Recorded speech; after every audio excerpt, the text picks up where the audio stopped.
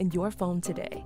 1-800-222-1222. Are your monthly bills keeping you up at night, wondering how you got so behind? Hey, I'm Roger Moore, CEO of Loan Pronto. I get it. Life is expensive now. Insurance, groceries, cars. And then there's the credit card debt with those obscene interest rates. It's time to regain your financial freedom. And that's what we offer at Loan Pronto, using the power of the equity in your home. We have multiple ways to get you the cash you need, and most clients close in 2 weeks or less, and many don't even require an appraisal. And listen, rates have been plummeting recently. We just locked a homeowner in with an APR in the low fives, saving her over $1,000 per month, and put $10,000 in her pocket. Life-changing money. Whether you're drowning in debt, have a nosebleed rate you got last year, need home improvements, or simply need cash in your pocket, we can help you accomplish this goal in record time. Call us today and get started with no hard credit pull, just a conversation. LoanPronto.com, 919-381-1760. LoanPronto.com. That's LoanPronto.com. Equal housing lender, NMLS 1661781, subject to lender approval, NMLSConsumerAccess.org. It's bow time. Yep, it's eating time again.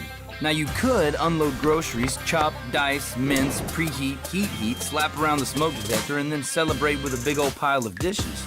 But if you're tired of cooking, or tired of sorta cooking, it's time to feed the whole family with Bojangles Fried Chicken Family Meal.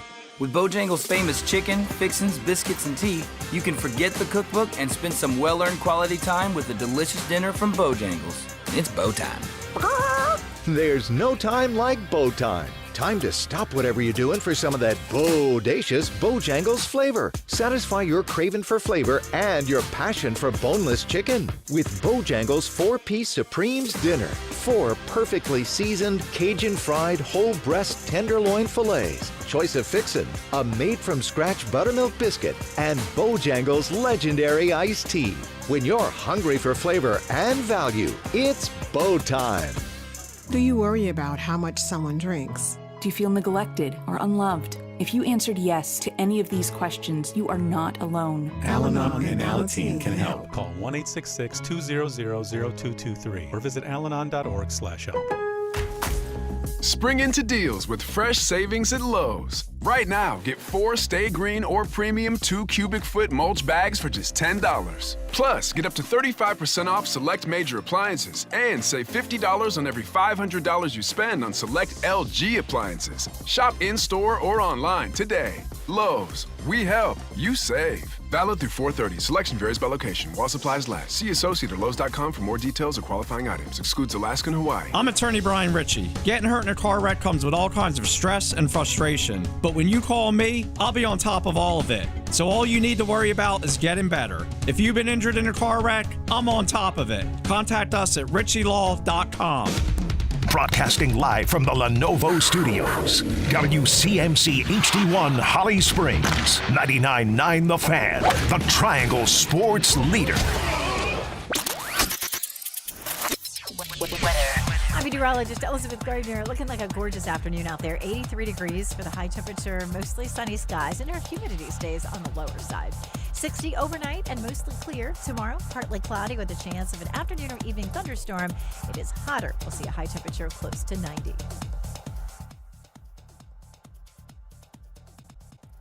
Weather update brought to you by Newcomb & Company, where your comfort is their business. Visit newcombandcompany.com. 4 o'clock check of your money. Dow Jones up 331 points at 40,559. This hour of the drive is brought to you by the Body Armor State Games. The Body Armor State Games are coming to Greensboro this summer. For more information, visit bodyarmorstategames.org.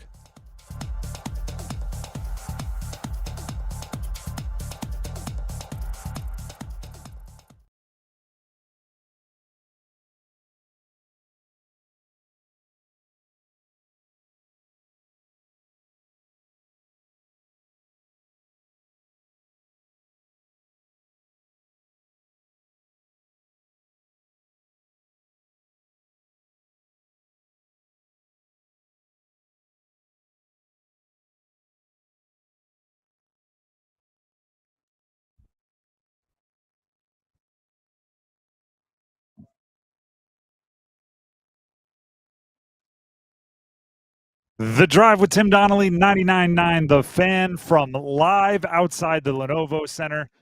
where in a handful of hours from now, the Carolina Hurricanes will be looking to end their opening series with a win over the New Jersey Devils. Game 5 scheduled for a 7:30 puck drop.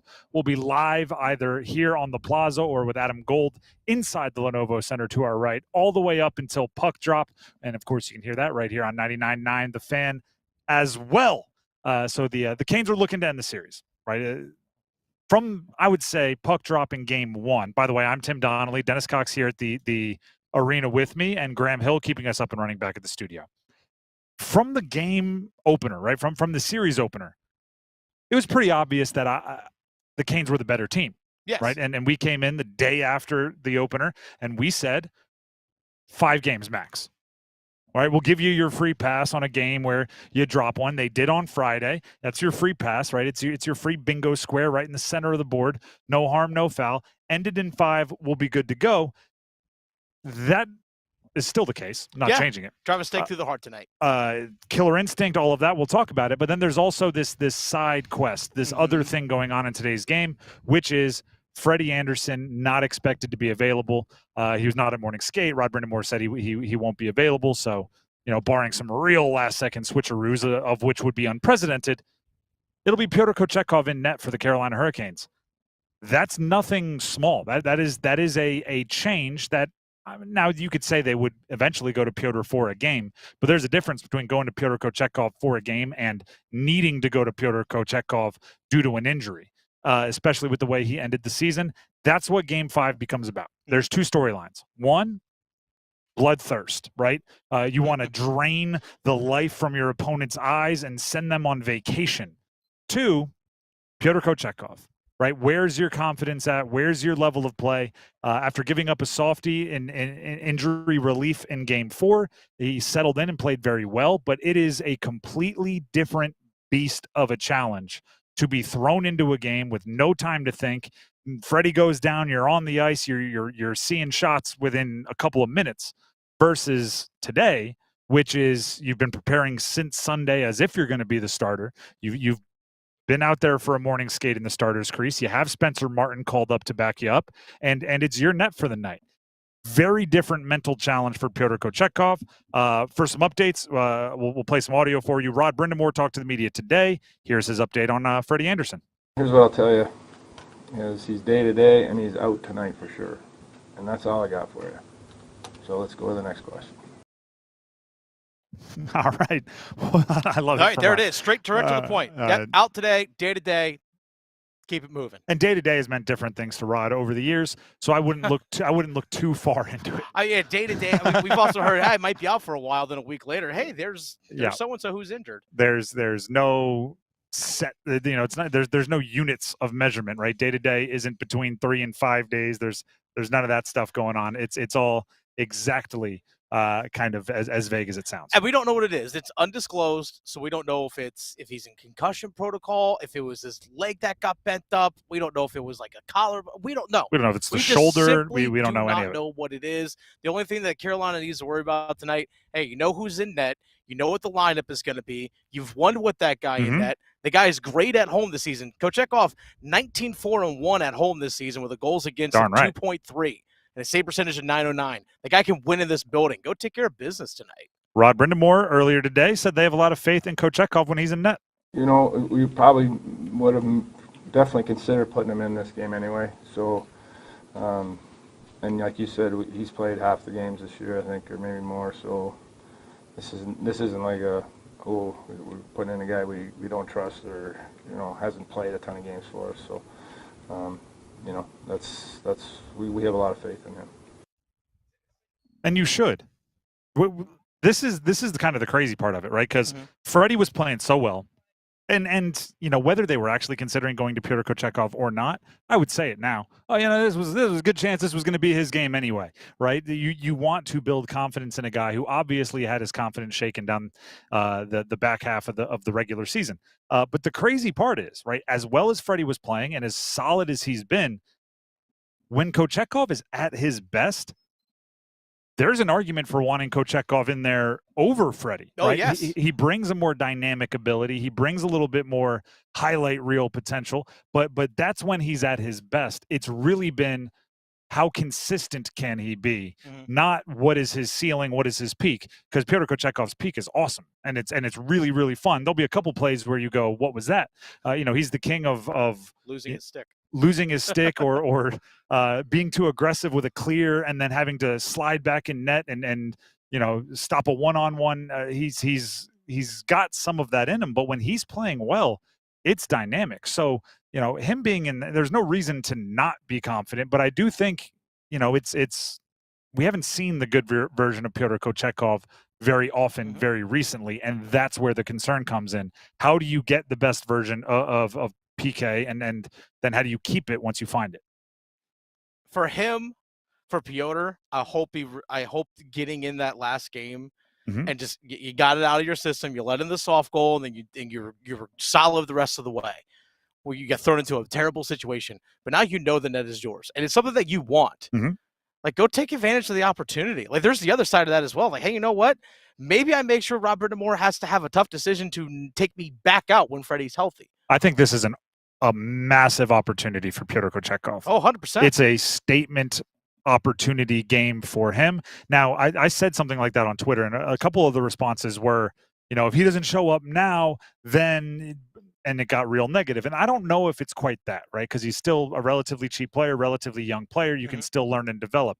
But I do think there is the upward mobility. I think if he plays lights out today, you are much more comfortable using him in the next round. You're much like, it's like any athlete, right? And this is where I get on my soapbox and talk to the youth athletes out there.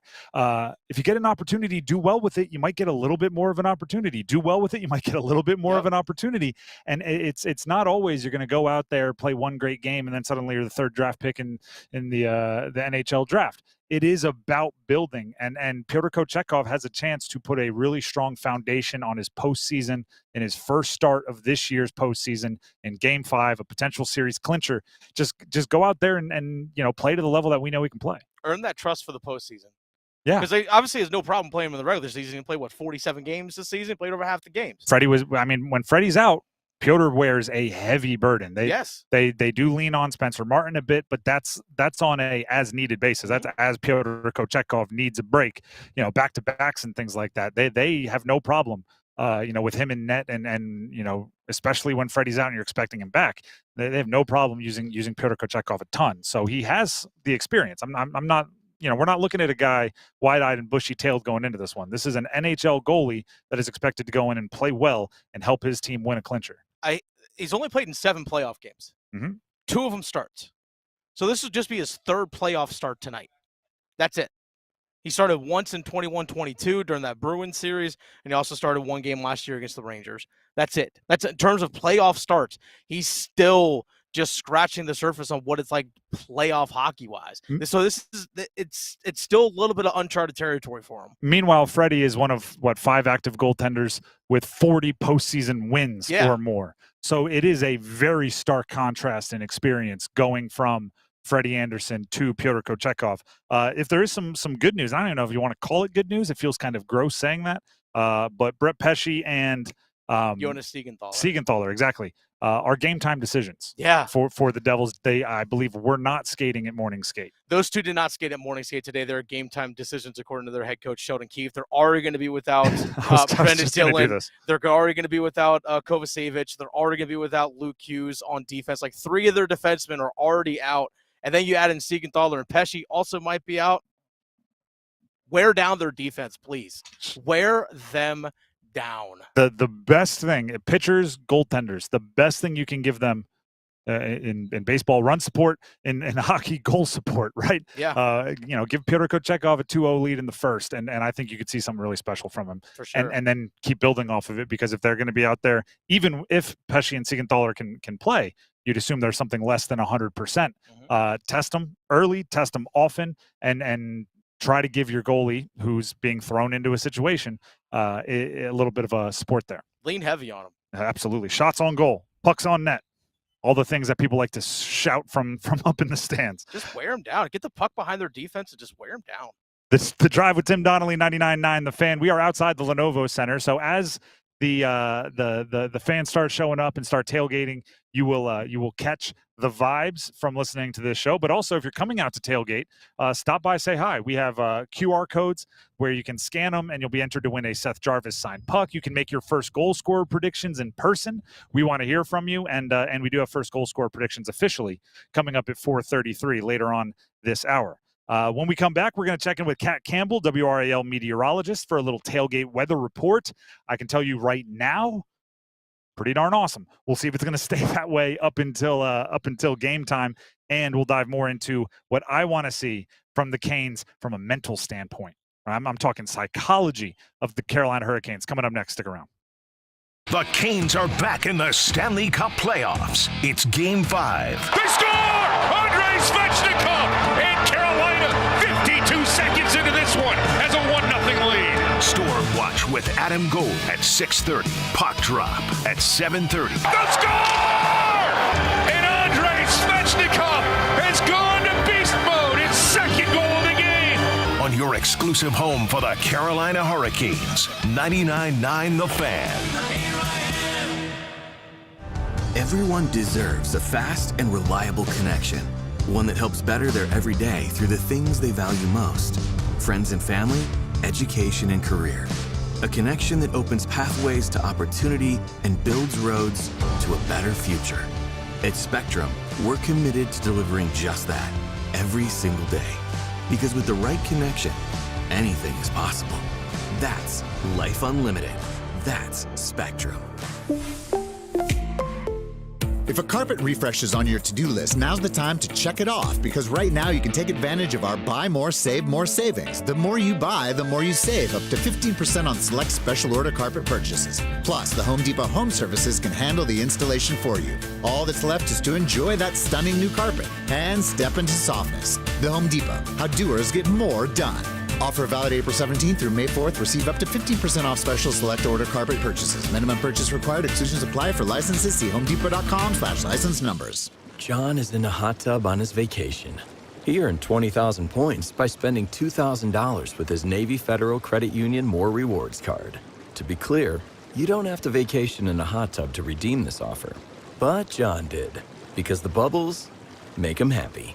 Right now, you can earn 20,000 points when you spend $2,000 in the first 90 days. Offer ends January 1st, 2026. Navy Federal Credit Union. Our members are the mission. Navy Federal is insured by NCUA. Visit NavyFederal.org for details. Are you ready for a global summer showdown? Thursday, June 19th at Mercedes-Benz Stadium. Football legends collide at the 2025 FIFA Club World Cup. Inter Miami and FC Porto. Lionel Messi and Jordi Alba taking on Diogo Costa and Rodrigo Mora. Don't miss your chance to be part of history. Grab your tickets now at FIFA.com/tickets.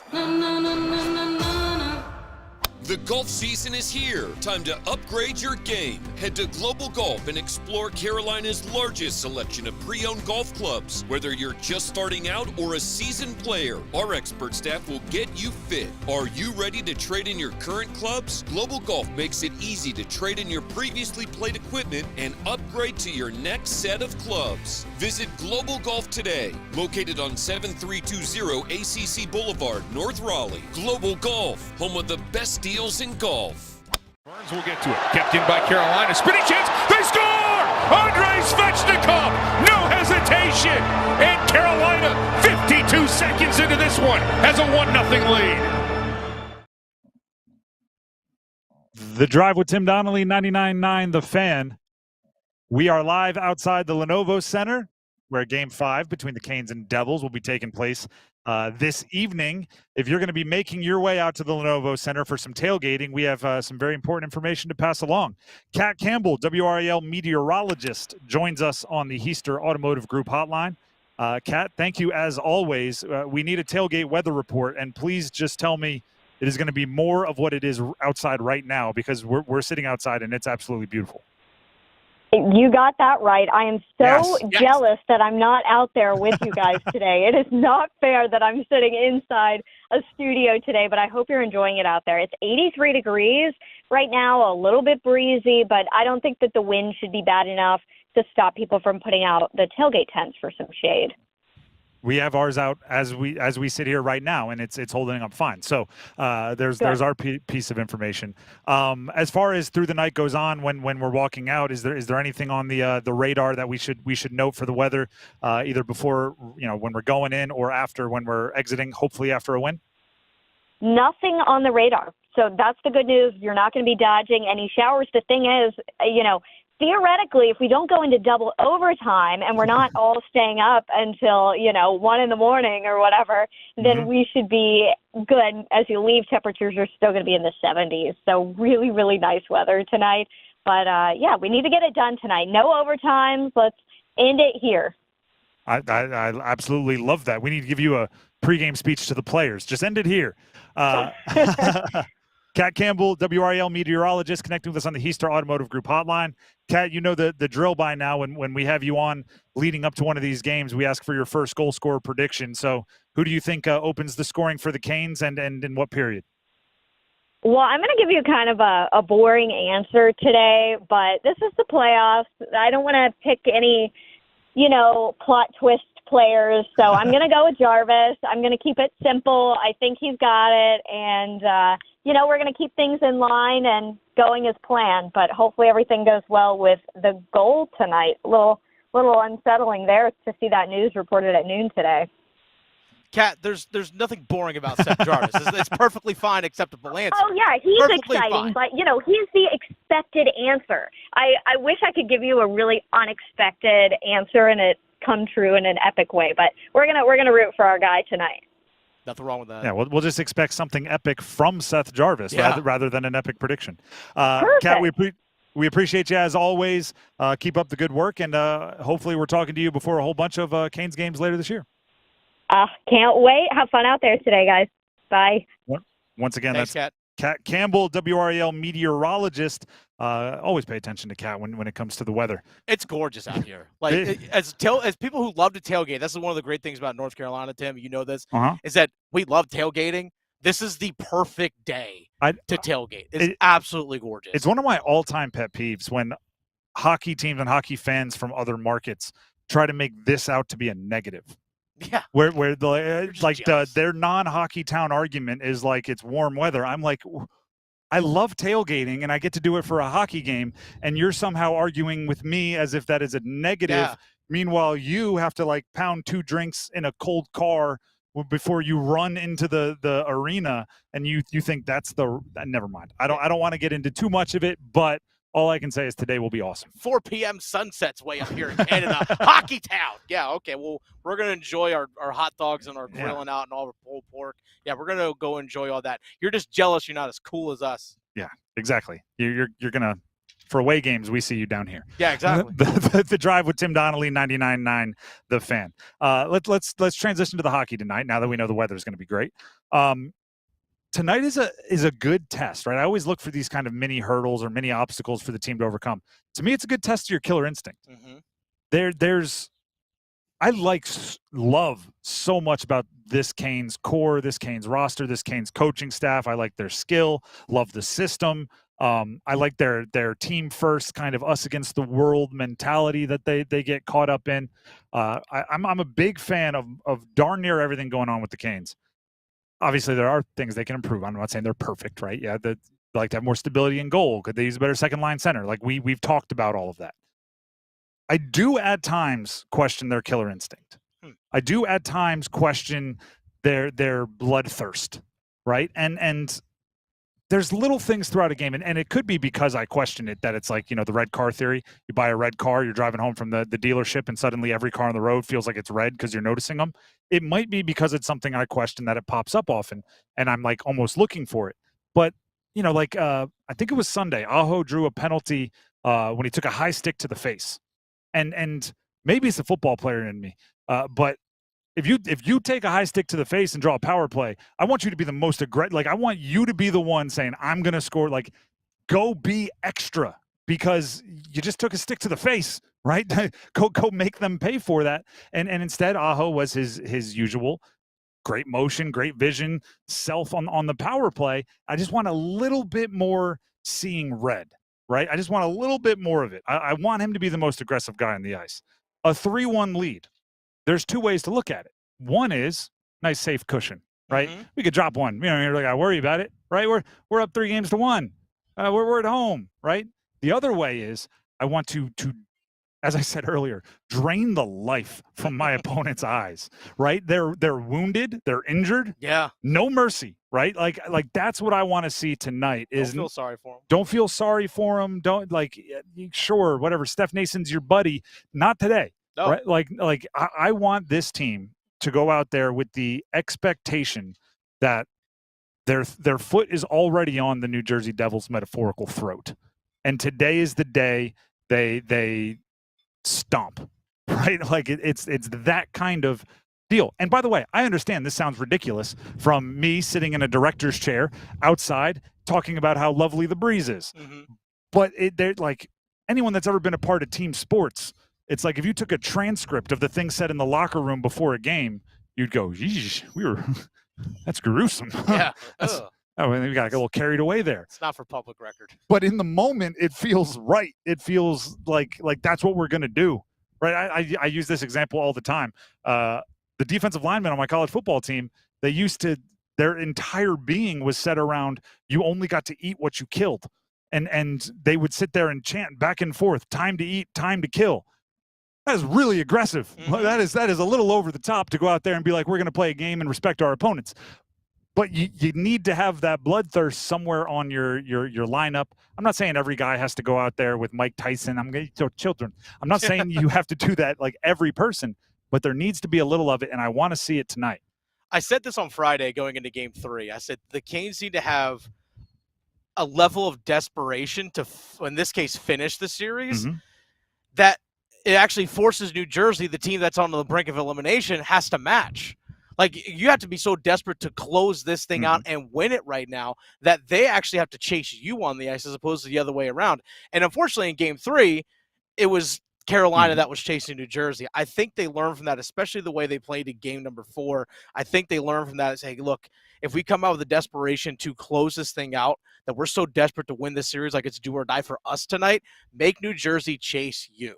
There is a kind of assumed or accepted belief or situation that the team that is facing elimination is going to be the most desperate, right? The team that is one game from golfing and fishing is the team that is going to, act like a cornered animal.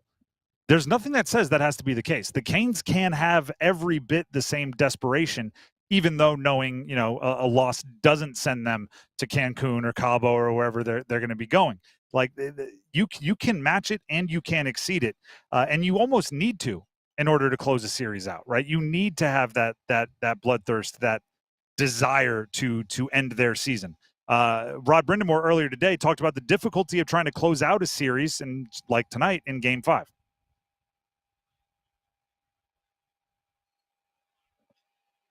Rod Brindamore, do we have Rod?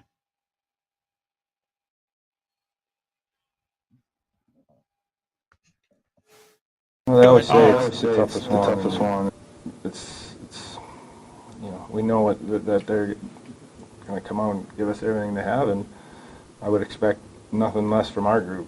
I mean, that's just how we've always approached every game anyway, and it's one more game. Obviously, we understand the stakes and what's everything's going on, but I don't think it changes anything that you have to do, how you prepare, because we've always asked our guys to, give it what they can. I think that's the coach speak, and Rod, obviously, like I said, the transcripts from a pregame speech would not fit at a pregame media availability. But I do think these games are a little different. I do think it's not preparing for a game in the middle of December, at the center of a 3-game homestand. It's not the same. You need to bring a little something extra. And I want to see it tonight, and I hope it starts from the opening puck drop. I hope there's physicality and aggression from the opening puck drop for the Carolina Hurricanes, and I'm going to be judging. I like to let people know before I judge them, right? I'm on Front Street with it. I'm going to be judging. The Drive with Tim Donnelly, 99.9 The Fan. Later today, you can hear the game, Game 5, Canes, Devils. Canes lead the series 3-1 right here on 99.9 the Fan. And when you do, it'll be the voice of Mike Maniscalco, the voice of the Canes. We're expecting him to join us in the next segment. So stick around to hear from Maniscalco. 3:45. 3:45. We're expecting to hear from Mike Maniscalco. Look forward to his insight. We have the Dean's List, and Duke got their first transfer. Yeah. This offseason. They've broken the seal on the transfer portal. All that and more coming up next. Don't go anywhere. Let's go! It's the Stanley Cup playoffs. Aho now to Jarvis. Jarvis, go get the Giants goal! Let's go, Canes! Kochetkov, stop! It's on the goal line behind him! He does a snow angel in the paint! Go, Canes! Playoff hockey in Raleigh is something that you can't describe, and it's because of you. So we want to be here. The Canes' road to the Stanley Cup runs through us. 99.9 The Fan, the Triangle sports leader.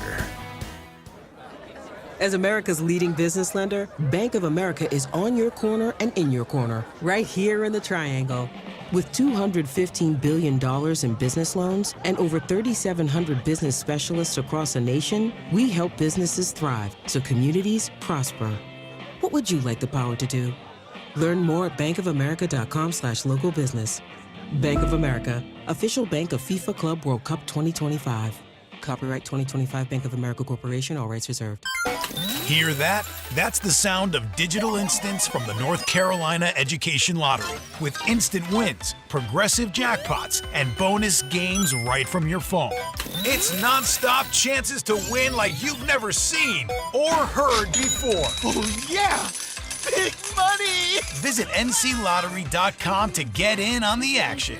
Must be 18 to play. See prize and odds charts at nclottery.com/digital-instants for details. Problem gambling helpline 877-718-5543. Hey, it's Adam Gold, and I am in studio with my friend Patrick Dave from the Aluminum Company of North Carolina. Variety is the spice of life. It is also the spice of siding and the spice of windows. A lot of different styles. Walk me through siding and then windows, if you could, sir. Sure. So siding, we've got vinyl siding and James Hardy fiber cement siding, and there are tons of options within each one. You've got board and batten, you've got horizontal lap siding, beads or no beads, or there's all kinds of stuff. So we come out to your house, take a look at it with you. If you don't know what you want, we're happy to help you figure something out. But if you know what you want, then we're happy to help you find it. Bottom line is we can do pre-painted siding, we can do primed siding and then have it painted, or vinyl siding, which you never have to paint, or 15 years on the Color Plus. So again, I know I'm spitting off a lot of options here, but that's what we're here for, to come out and make this a lot simpler. So we'll come out, measure your house, talk about siding and windows, and give you prices on all things the day of. 800-672-4348, aluminumcompany.com, all sorts of styles and options for windows and siding and more. It's bow time. Yep, it's eating time again. Now you could unload groceries, chop, dice, mince, preheat, heat, slap around the smoke detector, and then celebrate with a big old pile of dishes. But if you're tired of cooking, or tired of sorta cooking, it's time to feed the whole family with Bojangles Fried Chicken Family Meal.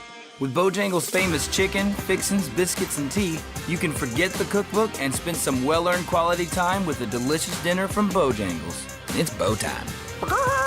There's no time like bow time. Time to stop whatever you're doing for some of that bodacious Bojangles flavor. Satisfy your craving for flavor and your passion for boneless chicken with Bojangles 4-piece Supremes Dinner. 4 perfectly seasoned Cajun fried whole breast tenderloin fillets. Choice of fixin', a made-from-scratch buttermilk biscuit, and Bojangles legendary iced tea.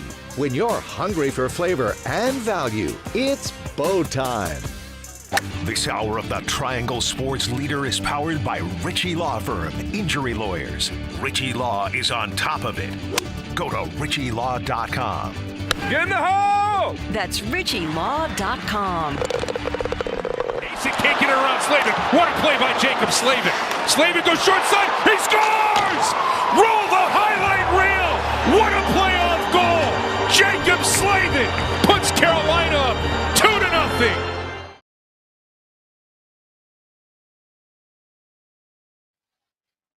The Drive with Tim Donnelly, 99.9 The Fan.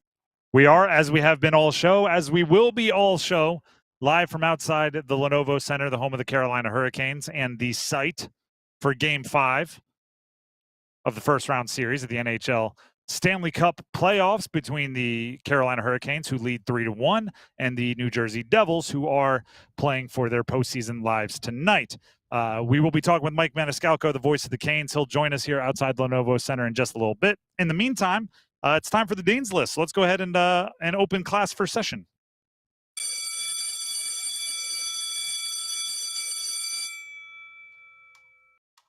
Okay, so here's the deal, everybody. This first one, by the way, Dean's List, where we highlight those in the college sports world that are deserving of a little extra praise. This first one is going to be a cold glass of water to the face for many of us.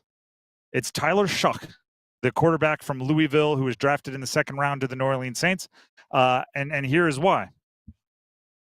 It's the end of an era.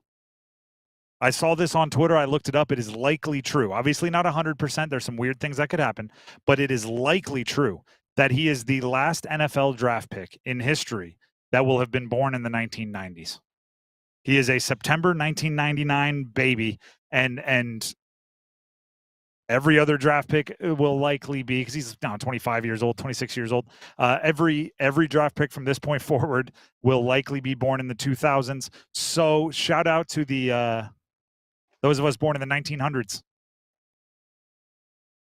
We will never be joined by another NFL player, a new one at least, being drafted again. Now, obviously, there's, if you went and played minor league baseball for 5 years or something, there might be something going on, but it's unlikely. So I just want to give a shout out to all of the college athletes that stuck around long enough so we could pretend like we were still somehow close to the age of guys that were getting drafted.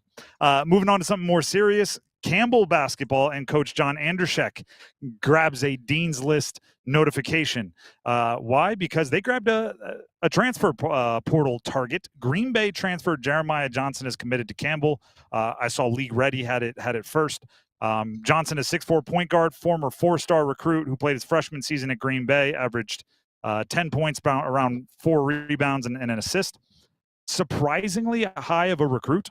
To end up at Wisconsin Green Bay, 13th best point guard in the country, a top 150 recruit in the country, according to multiple rankers and recruiting analysts. So we had John Andersen on the show not too long ago. And Coach was talking about how he had hit the portal running and they had to maybe get some turnover. So, when I saw that name come across, pretty big name, pretty big recruit, I decided to throw him up there on the Dean's List. Another Dean's List member goes to the fringe draft picks, as we just rifle through these, because we want to get back, let's be real, we want to get back to talking about the Canes. The fringe draft picks that stayed in college and cashed in their NIL bag.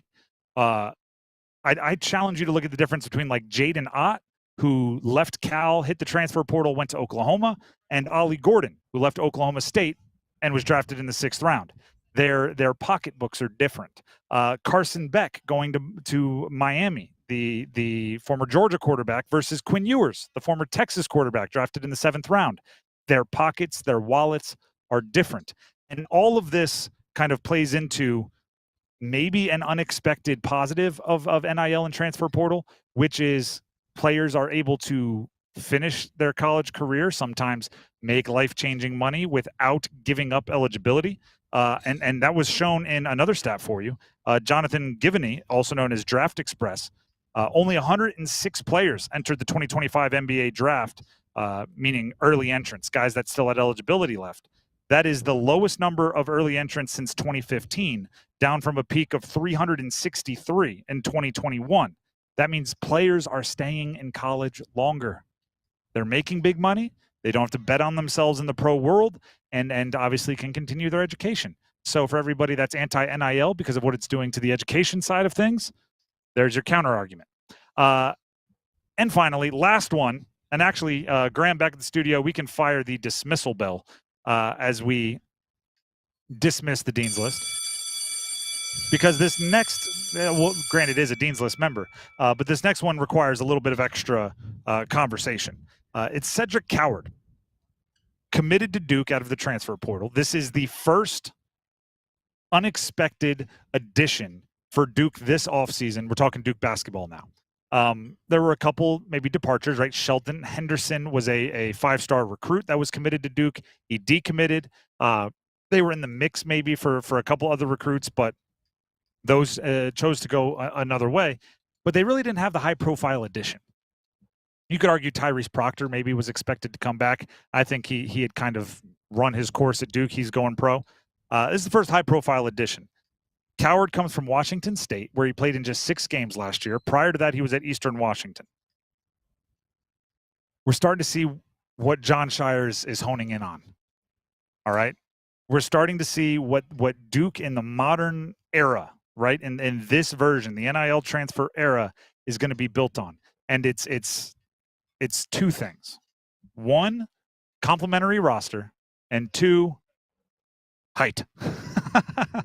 We talked about all this past year. There were times their rotation didn't have anyone below 6'6" in the rotation. This year, it's looking like whatever you want to call Caleb Foster, 6'4" or 6'5". That's kind of the bottom mark of their rotation.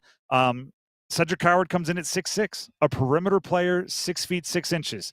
You throw in some of the Isaiah Evans, 6'6". You throw in, obviously, the Boozers have size coming in out of the transfer or out of the recruiting world.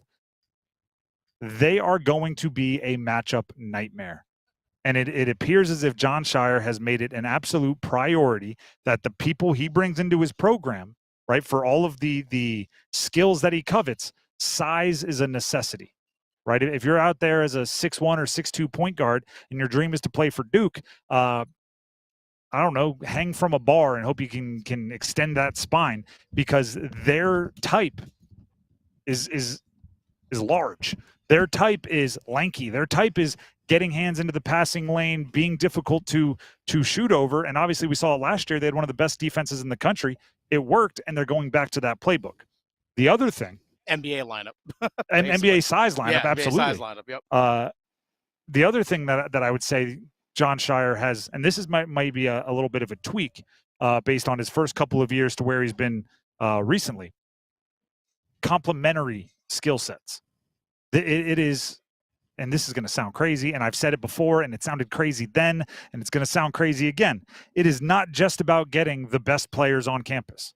And I think Jon Scheyer was such a good recruiter from his assistant coaching days and then into his first couple of years as a head coach. He was such a good recruiter that he would just go get the best shooting guard, the best power forward, the best center, the best point guard, and the best wing, and then put them all in a lineup and say, we should be awesome. And what he's learned is you need to complement each other, both personality-wise and skill set, right? So Coward coming in said that this transfer, he is a shooter, right? He shot 40% this past year, granted on a very small sample size, on higher volume the year before at Eastern Washington. This is 3-point shooting percentage, by the way. He was up over 38, around 39%. That's very good on the volume he was shooting. That's what this team needs. You look around at the guys they have on the roster. Isaiah Evans provides shooting, and now Coward. Those will be the 2 guys leaned upon. And Caleb Foster can shoot it, although we haven't seen it at the volume of some of these other guys. They're the spacing. Look at what Duke is losing this year. Tyrese Proctor, his best games, he was knocking down threes. We saw him hit 6 threes in back-to-back games, in clutch games, ACC tournament games. Con Knipple, the thing he was most known for coming into college was his ability to shoot the 3. Once ACC play started, Cooper Flagg was knocking down threes at a higher level. Those guys are not returning, and to replace that skill set, they went and got the, first of all, tall, second of all, good shooting player from Washington State. It's not just about getting the best players at each position. It's about making sure you fill out your lineup and fill out your personality. Coward was on the Field of 68 podcast with Jeff Goodman. If they are looking for someone to take over that Duke YouTube podcast that they do, where the players host it and interview other players, like the Brotherhood podcast. Yeah, Cedric needs to be in the. Yeah, he needs to be in the mix. He is comfortable talking to the media. He is comfortable spinning a yarn, telling a tale. You need personalities, right? I think that's something they learned. You need varying personalities. I think that's something they've learned through the first couple of years of the Jon Scheyer era. This past year, they did a really good job with it. Years past, I think sometimes they got maybe away from having the proper amount of edge and the proper amount of levity and the proper amount of everything else. If you look at their roster this past year, Cooper Flagg was like 90% edge, 10% basketball player. Isaiah Evans, funny, right? Isaiah Evans was there cracking jokes, talking trash, doing the 3 celebrations. They brought a little bit of everything. Patrick Gungba, little bit of mischievous energy. Yeah, he's got a little bit of that bleep you attitude watching him play in person. He really does. I say that in a positive way. Con Knipple, quiet. Kaman Malawash, a little bit louder. So like they complement each other well. I think this is one of those moves, right? He's not the number 1 ranked transfer on the market, but I think he does a lot of what that roster chooses. And he's older too. Like he's because of injuries and stuff. I know he has at least 1 year of eligibility remaining. He might even have a second year, but he's going to be a 5th-year college player. But he has the extra years because of injuries that he dealt with. Only played in 6 games last year. For started his career at Willamette at the Division school. III level. Only played, I believe, one game. He put up 24 points. Whatever it was. So, but again, it's an experienced player as well, older guy as well, which I think is going to be big for the locker room, especially when guys like Mason Gillis and Sion James, those guys are out because of their eligibility have run up. It's good to have that experience to complement those young guys. And, as we always do, to tie it back to the Carolina Hurricanes, because we're sitting outside the Lenovo Center ahead of Game 5, that is kind of one of the things that I was getting at as far as a killer instinct. I don't think you need everybody to be out there seeing red and going crazy. A game like tonight, you just need a couple of guys to set the tone. We saw Andrei Svechnikov yesterday, and I give Dennis credit for this one because I'm a quarterback, right? And I in my pickup basketball and high school basketball days, defense optional. I'm give me the ball. I'm trying to score. I was infatuated with the Andrei Svechnikov hat trick, and you immediately brought up he also had a whole bunch of hits. Yeah, right. And 6 of them. He also was physical that way. That is something I want to see today, right?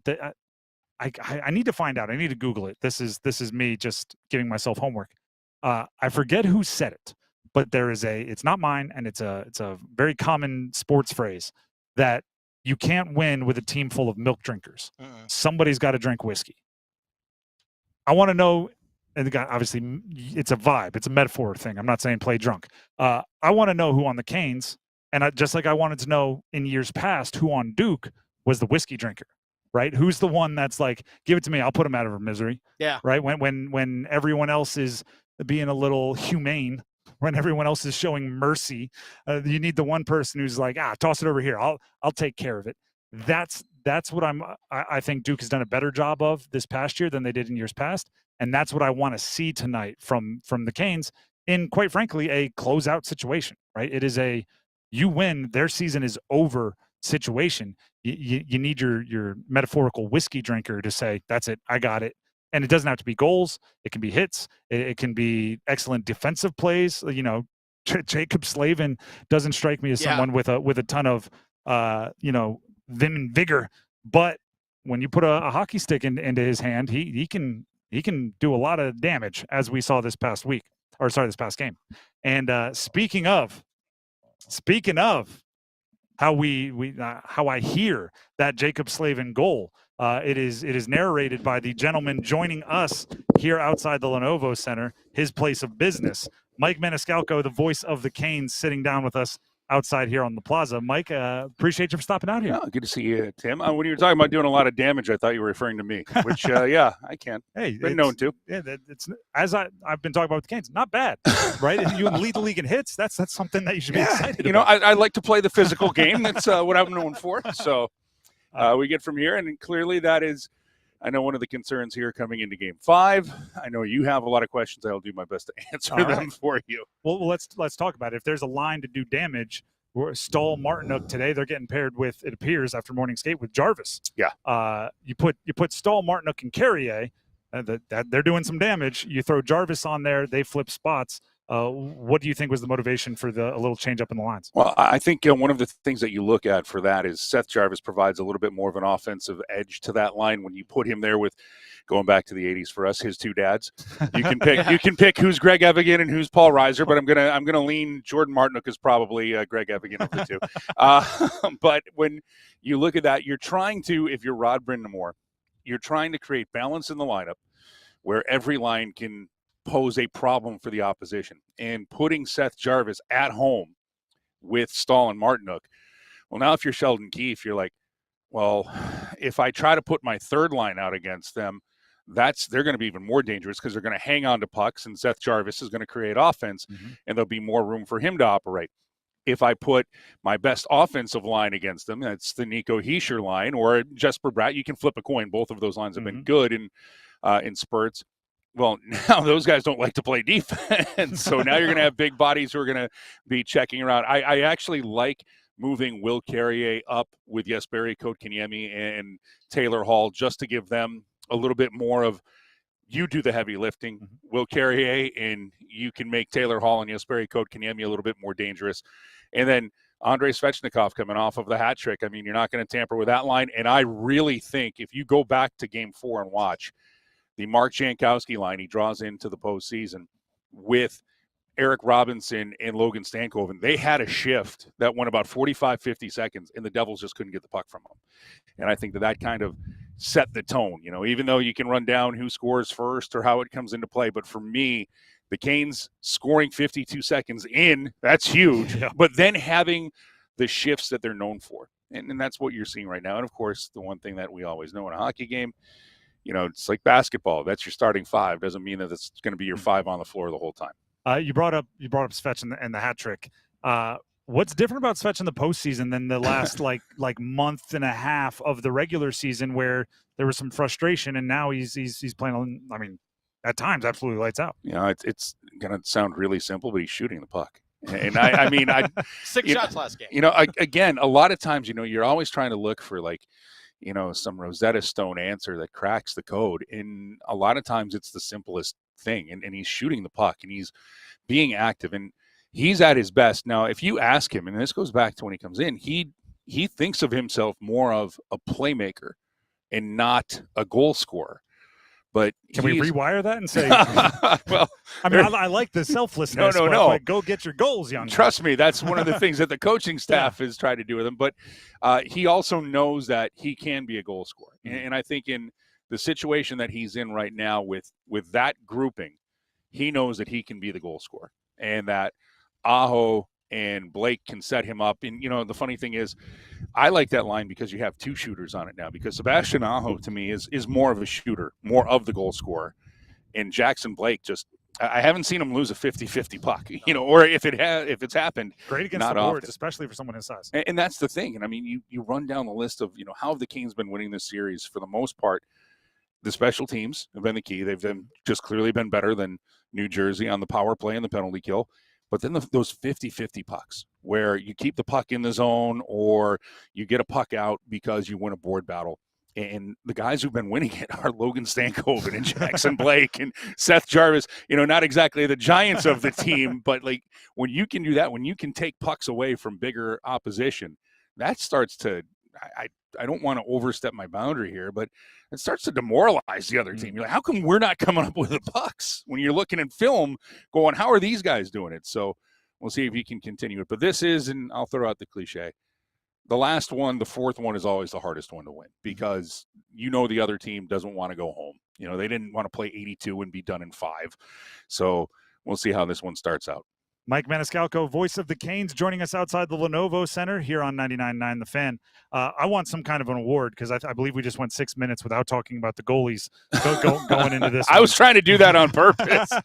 But I mean, you could look at this a bunch of different ways, right? Yeah. Obviously, Freddie's been playing really well, and he's not available in this one, which is a bummer. But the glass half full is this is an awesome opportunity for Pyotr Kochetkov. If we get good Pyotr, then this could be a whole change up for his confidence. What do you expect tonight from Pyotr Kochetkov? I expect it'll be good Pyotr, and I think we're going to get that because it could have really gone off the rails in Game 4. That second shot that he allows in, he will tell you that should never go in I'll take any your league word for anywhere. it that it was the second. It felt like the first thing that happened as soon as he got on the ice.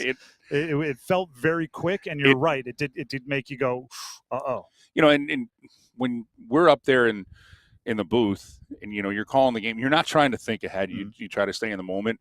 But after that goal and then you see the replay, your mind drifts to, all right, how much longer the Canes going to be in the lead? Because that goal made it 3-2. But then after that, he settled down. He played a calm game. Now, I know that it's funny. Like, people like to use stats, as you do this to back their point. and try to tell you that we can twist numbers all. Oh, that's what. Oh my God. Let's shall we? It's not that Corsi. You need this actual number. I'm fine. He set a career high in wins this year for Pyotr Kochetkov. He had a stretch where he was just outstanding. Every time you put him in, 7-game win streak, you knew that he was going to give you a chance to win. And then things kind of, hit a rough patch. Everybody hits a rough patch in the course of a season. And for me, it's always timing. If you're great at the start of the year, everybody forgets about it at the end of the year. Mm-hmm. If you're terrible at the start of the year, everybody remembers it at the end of the year. Oh, remember he was so bad in October, November. I know that's human nature, but I think that this is a great opportunity for him. I think the fact that he settled down and really preserved the victory in game number 4, he should be in the right mindset for this one. I'm not worried about, who are we going to get tonight. I think, especially if the Canes continue to play defensively in front of the goalie the way that they have in this series, I don't think you really have to worry about it.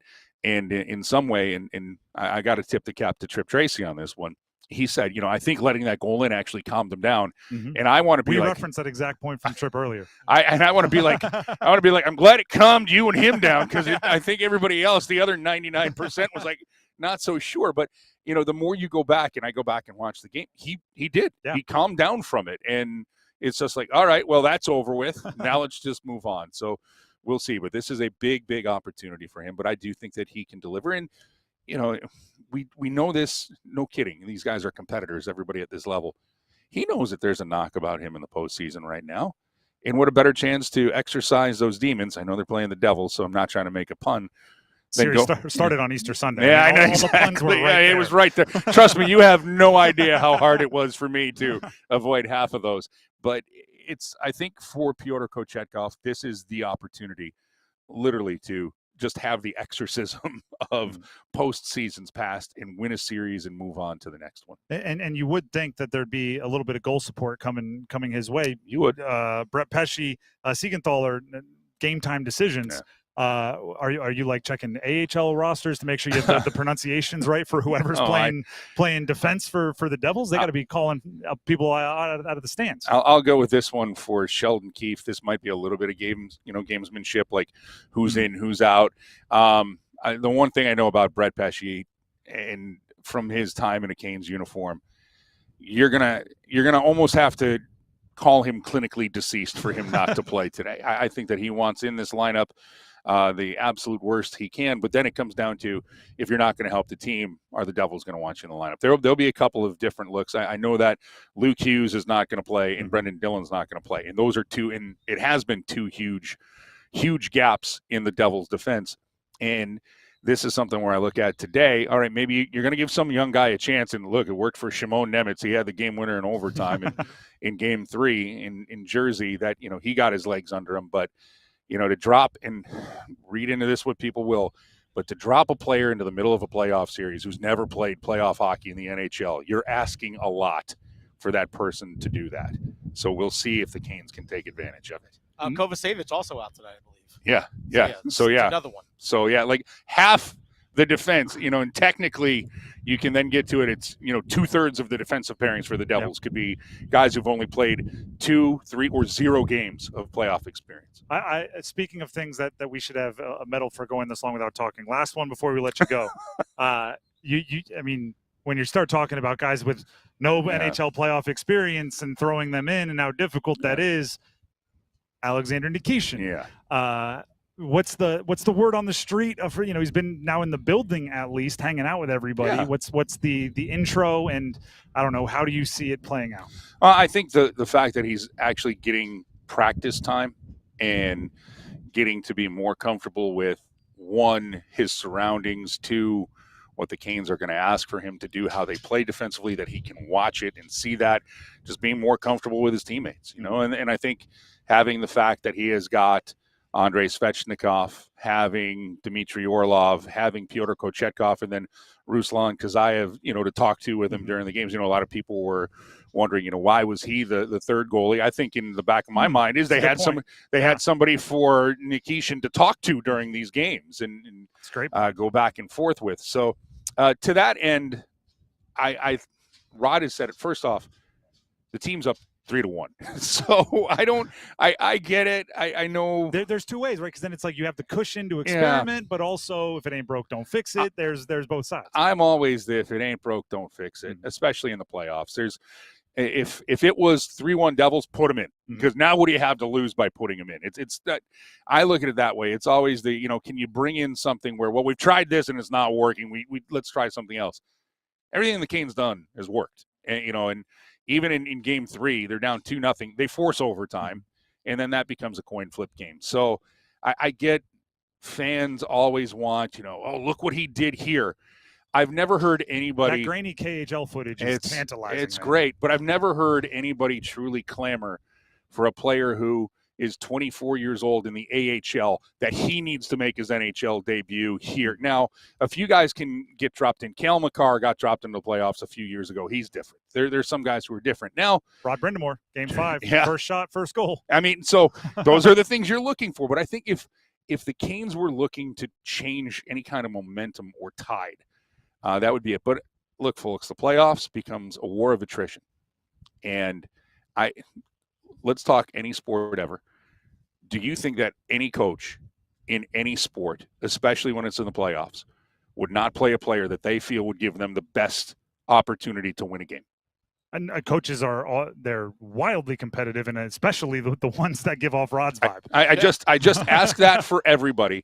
Now, look, I'm a Yankees fan, and I can go back to 1995 when Buck Showalter didn't realize what he had in Mariano Rivera, and he could have brought him in. But that's one of those things where Showalter still thinks about that occasionally. As well, he should. But Joe Torre should have been me. And if my dad was still with us, God rest his soul, he would still tell me why Joe Torre didn't bunt on Kurt Schilling. But I'm just driving in this point of the 6 defensemen that you've had virtually all year. Mm-hmm. There's been nothing any of them have done in this series to say you need to do a change here. And trust me, as the playoffs move along, opportunities are going to present themselves. Last one real quickly here. First goal score prediction. Do you have a vibe? Do you have a gut? Just to entertainment purposes only? Yeah, you know what? I do. And I'm going to go with it's going to be Jordan Martinook. Love it. Because he owns the Devils. So I love it. I absolutely love it. I could expound more, but yeah. Okay. First period, maybe second shift of the game. All right. I love the specifics. Mike, appreciate it. Have a great call. Anytime. Thanks for having me. Once again, that's Mike Maniscalco, voice of the Canes. We have football at 4 coming up next on some things the Panthers may have learned from the Canes. Stick around. The Adam Gold Show. And I get asked all the time, what's the key for Carolina to go far in the playoffs? There are 2 keys. One is obvious. Got to get decent goaltending. Either Frederik Andersen or Pyotr Kochetkov need to be at least good.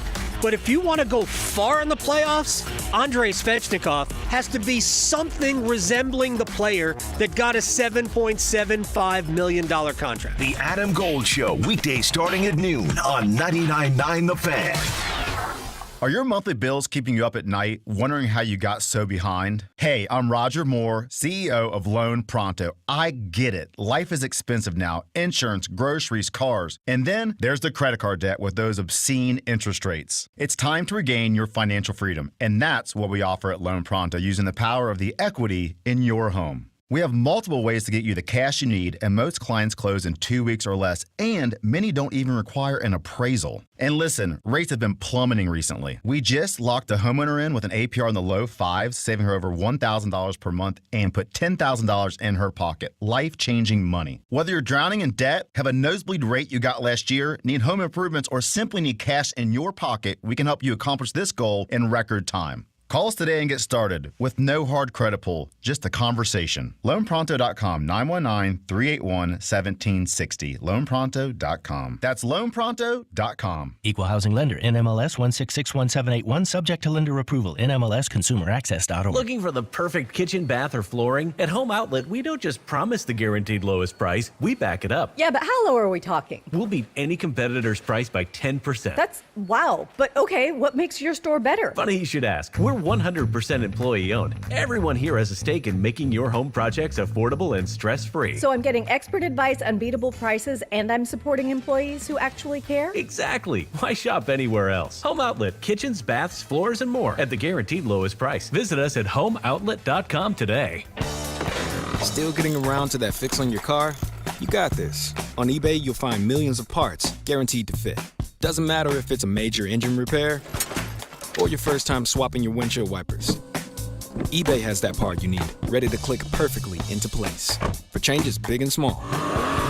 Loud or quiet, find all the parts you need at prices you'll love. Guaranteed to fit every time. But you already know that. eBay. Things, people, love. Eligible items only. Exclusions apply. Celebrate 50 years of adventure at Busch Gardens, Williamsburg. Enjoy award-winning performances and European-inspired attractions.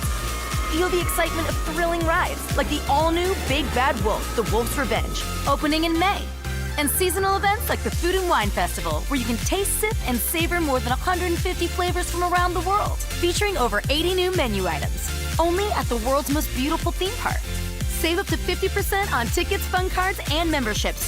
Hurry, offer ends soon. Restrictions apply. I'm attorney Brian Ritchie. Big truck accidents can cause life-changing injuries, and life-changing injuries deserve life-changing money. I know big truck wrecks, and I know how to fight those big insurance companies. If you've been hurt by a big truck, contact us at ritchielaw.com. I'm on top of it. Broadcasting live from the Lenovo Studios. WCMC HD1 Holly Springs. 99.9 The Fan. The Triangle Sports Leader. I'm meteorologist Elizabeth Gardner. Nice afternoon out there. This Goldilocks weather continues. Our humidity stays fairly low. It'll be a little warmer than yesterday. We'll see a high of 83 degrees. 60 degrees overnight tonight. And tomorrow we climb to almost 90. We'll hit upper 80s to around 90 across the area. And we'll end the day with a few scattered storms.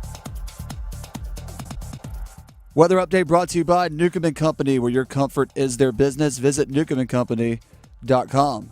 4 o'clock check of your money. Dow Jones up 300 points at 40,527. Market update brought to you by the Body Armor State Games. The Body Armor State Games are coming this June to Greensboro. Don't miss out on North Carolina's largest sports festival of the year. Athletes of all ages and skills can register now at bodyarmorstategames.org.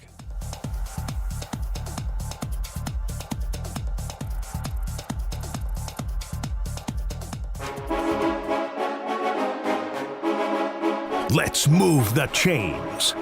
Time for football at 4.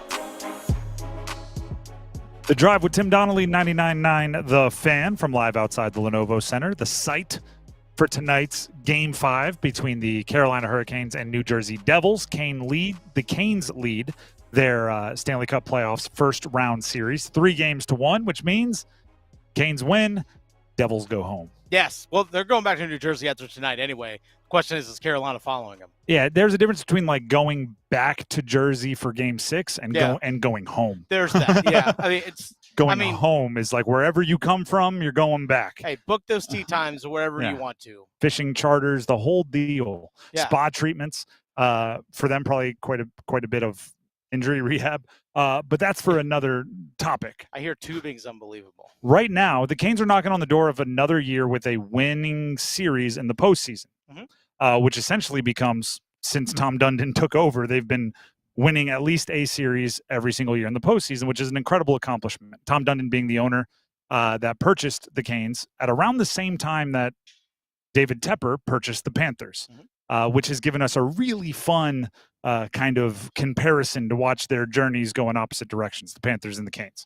And kind of basing it off of that comparison, last time we were sitting outside the Lenovo Center here, what was that, Game 2? Yeah, a week ago. It was a week ago. We were talking about the NFL draft coming up, and we were talking about things the Panthers could learn from the Canes. And one of them was putting together an identity, right? When people say, when an analyst says, when you're watching the draft and a player gets picked to the Carolina Hurricanes and they say, that player, that's just a Cane, right? Oh, that player just fits in Carolina. There's no doubt. We all know what that means. I don't have to explain it. When you say that exact same sentence about the Panthers, I don't know if it's as obvious, right? It's more of like, well, what does that mean? So the kind of lesson learned is figure out what you want to be and find people that fit within that umbrella and bring them in. So now, right, we said that on last Tuesday.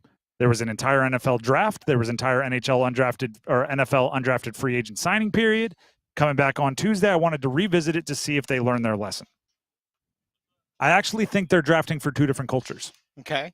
I think they have a culture on offense and they have a culture on defense. All right. I think the offense is mostly Dave Canales' image. I think the defense is mostly Dan Morgan's image. Okay. Offense, what did they do? They drafted a guy from Waimanalo, Hawaii. They drafted Tetaroa McMillan, who, by the way, there's videos of him in Hawaii wearing his Panthers replica jersey, like his own replica jersey. Nice. Dancing to Hawaiian reggae, singing like karaoke, surrounded by friends and family. He's positivity. He's optimism. He sees the world through very exciting colored glasses. I think Bryce Young has a lot of that. If you talk to Robert Hunt, he's a good time. He will take your soul on a football field. Oh, yeah. But when he talks to the media, he's optimistic. He's looking for the good. The Panthers offense very obviously is like kind of Cali swag, if I can use that as a stereotype, like flip-flops and board shorts and having a good time. But tough, too. But about their Underlying business. toughness, yeah. By the way, Nothing as wrong somebody with that. that grew up in Hawaii, just because they have flip-flops and board shorts on, they can still whip your butt pretty good. Mm-hmm. There are some very tough individuals that carry like a boogie board. I'll just let you know that right now. Defense, though, they're going more Dan Morgan. And Dan Morgan, like, the 20 tackles in a Super Bowl Dan Morgan. Yeah. Dan Morgan, the first person to win the butt kiss, the Bednarik and the Nagurski Award for the University of Miami, Dan Morgan. That Dan Morgan. And I think it's showing, right? Here's I thought this is me maybe overthinking things, but also I think it's kind of like signals. Nick Scorton, their second round edge rusher, right? So I just illustrated all the ways Tetaroa McMillan fits in with the optimistic, cool, upbeat offense. Scorton was talking to the media, and he had on his Panthers hat, right? As you get drafted, you get to wear a hat. I don't know where the hats come from, but it's a thing. Good way to push merch. You put your hat on. And in the middle of talking with the media, he looked down and he saw all 31 teams, the other teams' hats, right? Because they didn't know where he was going to be drafted, so they were prepared for everything. And just instinctively throws them all on the ground. He just grabbed all of them, swiped off the table, down on the ground as if like, no, I will now die for the Panthers. Mm-hmm. Like, I can't even have the other team's hats not on the floor in my house because he was drafted 7 minutes ago and is already that intensely a Panther. The rest of y'all are dead to me. Yeah, like that quickly, right? It's that intense. It's that ready to go. And so that's the very first defensive player drafted by the Panthers this year. Mm-hmm. Today I was looking through the undrafted free agents that the Panthers signed. Just kind of trying to get a vibe for it. Oh, look, Mushin Muhammad III. Well, hey, that's very Canes thing also, right? Brindamore, Slavin, Nadeau, Stillman, right? It's like, hey, look at this. They're taking care of their own. That makes sense. A few other names kind of piqued my interest a little bit, but there was a safety, Trey Thomas, who was a safety from Arkansas State, signed as an undrafted free agent. And I went, Arkansas State, one of my buddies used to coach there. He actually coached in the secondary. Let me hit him up, see what he has to say about this Thomas character. Texted him. He's like, hey, let me call you. Calls me up. We catch up about families, right? Oh, how are your kids? Blah, blah, blah, like super upbeat. And then at a certain point, the conversation turns to like, okay, so tell me about this. He calls him Trey T. Tell me about Trey T. What kind of player is it? And his entire demeanor changed. His coach talking about him. This is a guy that coached him like freshman year. He goes, violent. He goes, have you watched him on tape? I said, no, not yet. He goes, you'll see it on tape. He's violent. He goes, the way we used to talk about him was we would say he doesn't have brakes. Not saying like he doesn't get in and out of brakes well, saying like he doesn't have the thing that stops your car. He doesn't have brakes. Luis Mendoza, Mighty Ducks, can't stop. It's echo of the whistle maybe, and then the echo of the whistle.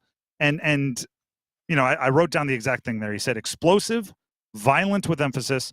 You'll see it on tape. He doesn't have brakes. And then he almost had to get into like, he's learned to be smart. He's gotten more experience. He's learned the nuance of the game, but he showed up on campus with violence. That's the second round pick, highest drafted defensive player in the Panthers, and an undrafted rookie free agent safety from Arkansas State. The top of the top, the bottom of the bottom, the thing they have in common, intensity, violence at the point of attack.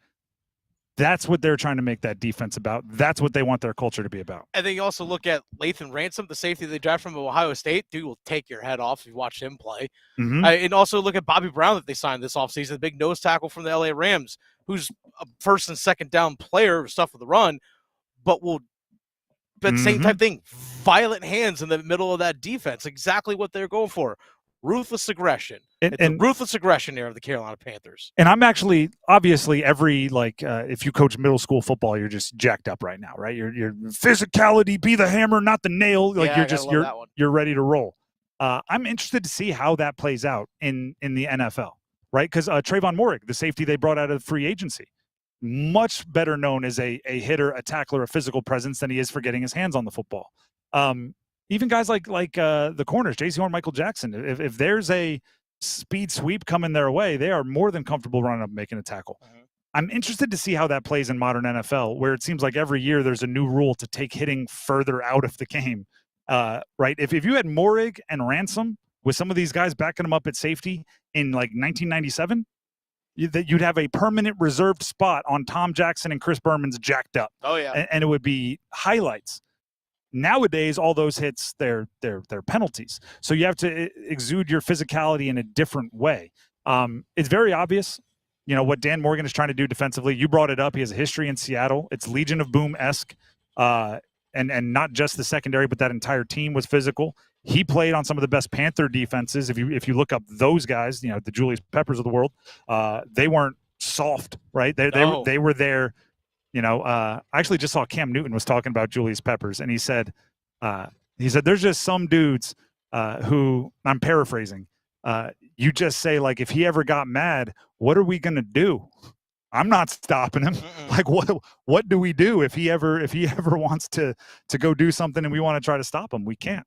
He said, have you ever seen somebody that had the same size arms as legs, which it's crazy to think of, but that's where Dan Morgan's coming from. And I think, the culture that they're trying to build, there is very much an offense and a defensive culture. And I'm okay with that. I don't think you need to build, you can have two different things on different sides of the locker room.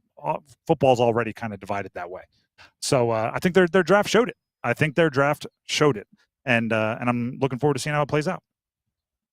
The Drive with Tim Donnelly, 99.9 The Fan. I'm also looking forward to the Cup check-in with Adam Gold, presented by Carolina Ale House. We'll hear from Adam and Mike Commodore, former Canes defensemen, coming up after this. Don't go anywhere. Let's go! It's the Stanley Cup playoffs. Oh, now to Jarvis. Jarvis, go get the touchdown! Let's go, Canes! Kochetkov, stop! It's on the goal line behind him! He does a snow angel in the paint! Go, Canes! Playoff hockey in Raleigh is something that you can't describe, and it's because of you. So we want to be here. The Canes' road to the Stanley Cup runs through us. 99.9 The Fan, the Triangle sports leader. It's bow time. Yep, it's eating time again. Now you could unload groceries, chop, dice, mince, preheat, heat, slap around the smoke detector, and then celebrate with a big old pile of dishes. But if you're tired of cooking, or tired of sorta cooking, it's time to feed the whole family with Bojangles Fried Chicken Family Meal. With Bojangles' famous chicken, fixins, biscuits, and tea, you can forget the cookbook and spend some well-earned quality time with a delicious dinner from Bojangles. It's bow time. There's no time like bow time. Time to stop whatever you're doing for some of that bodacious Bojangles flavor. Satisfy your craving for flavor and your passion for boneless chicken with Bojangles 4-piece Supremes Dinner. 4 perfectly seasoned Cajun fried whole breast tenderloin fillets. Choice of fixin', a made-from-scratch buttermilk biscuit, and Bojangles legendary iced tea. When you're hungry for flavor and value, it's bow time. Total Wireless is made to totally keep up with you. We have unlimited data that never slows you down, covered by the Verizon 5G network, and all for less than $30 a month when you get 4 lines.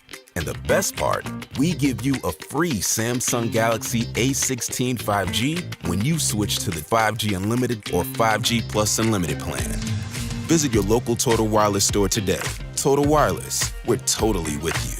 Actual speeds may vary by location. For data management practices, see TotalWireless.com.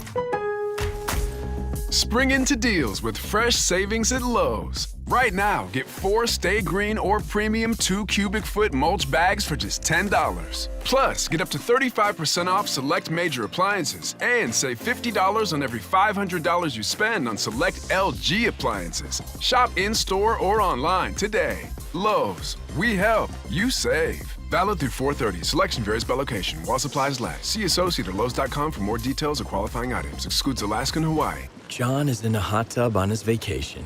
He earned 20,000 points by spending $2,000 with his Navy Federal Credit Union More Rewards card.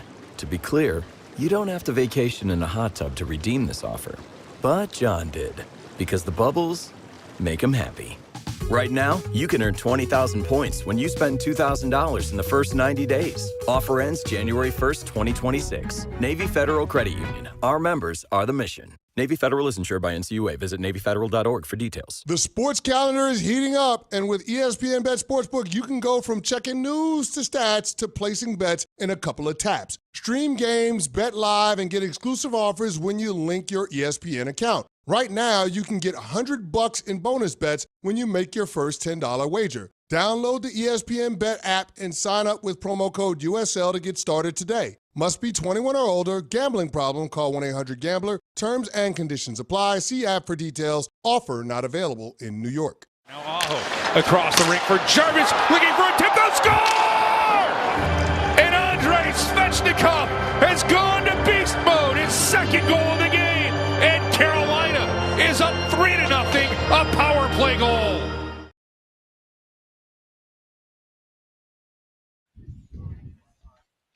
There we go. This is some getting ready to be in an arena music. This is getting ready for a Canes power play. The Drive with Tim Donnelly, 99.9. The Fan. It is inching closer. You know what? I'm just going to say it. As awesome, and I know as upset as people were that the earlier Canes games in the series that were at home were earlier in the day, the wait is brutal for the night games, right? It's just we're sitting here outside the Lenovo Center. I want the puck to drop. I want to watch Canes hockey. I want to see them end the series and send the Devils home. But either way, what I want isn't as important as what we're going to get, which is a game at 7:30 tonight. Puck drop scheduled for 7:30. To give you the full menu, Adam Gold will take the hour from 6:30 to 7:30 with a playoff edition of Stormwatch, and we will be live with you up until 6:30 right here on the plaza outside the arena. Stop by and say hi. We have QR codes that you can scan to potentially win Seth Jarvis signed pucks. We have first goal scorer predictions that you can make in person. Yep. Just give us a shout out who you think will score the first goal and in what period you think they will score it. And a lot of other fun stuff. You can just interact with us and take in the energy of being outside of the Lenovo Center. Right now, as we try to get you ready for that Game 5 coming up, it's time for a cup check-in with Adam Gold, presented by Carolina Ale House. Adam checked in with Mike Commodore, former Canes defenseman, earlier today, and this is part of that conversation. Canes Devils Game 5 tonight. Speaking of extra antics, we have seen them in the series. I'm not sure that anything awful happened with Meyer versus Freddie Andersen. I thought it should have been a 2-minute minor called on the ice. I don't think it certainly wasn't a major penalty because there wasn't a ton of contact, but you can't hit the goalie, and Meyer clearly hit the goalie. What was your view of that play and subsequently Carolina's response to it? Yeah, I thought it was fine, and I'm with you on the 2-minute. Like I will be. I get a little lost these days with when it comes to goalie interference. I think everybody is a little bit because especially if the sound is off and I'm just watching and I'll look and I'll be like, okay, like that was interference, and then it's not, or the other way as well. So I'm a little confused on it in general, but I'm with you there. I thought it was definitely he was in there. I thought it was a 2-minute penalty. I didn't think it was anything egregious. And if I was. The response was fine. If I'm with the Hurricanes, hey, look, you're up 3-1. Let's just keep this train rolling. We don't need to get worried about the other stuff, and I think they're doing a good job of that. Even because it is the playoffs, and we have seen nastiness all over. All you got to do is look to the Battle of Florida to see how nasty a series can get. And I'm okay with it. Do Does Carolina need to be involved in more of that, or should they stay away from all of those things? Because I think teams will take liberties if you really don't push back. No, don't get me confused. You need to push back. I think you don't need to. I don't think that's a massive strength of the Canes, let's say. But at the same time, if I'm in that locker room, I don't want to get pushed around either. And if the opportunity presents itself, or if it's the right personnel or whatnot, more importantly, time in the game, time in the series, then hey, if you want to try and even score a little bit, or if you want to put a little exclamation mark on something, then I'm all for that, 100%. I think that's a huge part of playoff hockey, to be honest. So, yeah, I do think it's a fine line, and Rod will have a good grasp of that. You don't want people running wild, but if the time's right, obviously the most important thing is to win the games and to stay in the games, and that's most important. But yeah, by no means do you want to be out there getting pushed around. Not a chance. Mike Commodore is joining us here on the Adam Gold Show. I talked to Sean Hill, and he said after that play, the Meyer versus Andersen, he said, you don't have to fight, but Meyer needed to have third-degree jersey burns on the back of his neck, which is a good way of putting that. Let me ask you what you like the most about this Hurricanes team as they are made up. You know what? I think, with today's game, I think speed-wise, I like their back end for what I've seen. Like, I think some guys have taken, I usually end up kind of looking at the back end, so the D-core a little bit, and they've impressed me as a whole. They're not just the guys that you expect, but as a whole, I think they've been very good. You know what? I've been, to be honest, the last few years, in the playoffs especially, I've liked the Canes. They you just have to look at their record. They've been very, very successful since Rod took it over.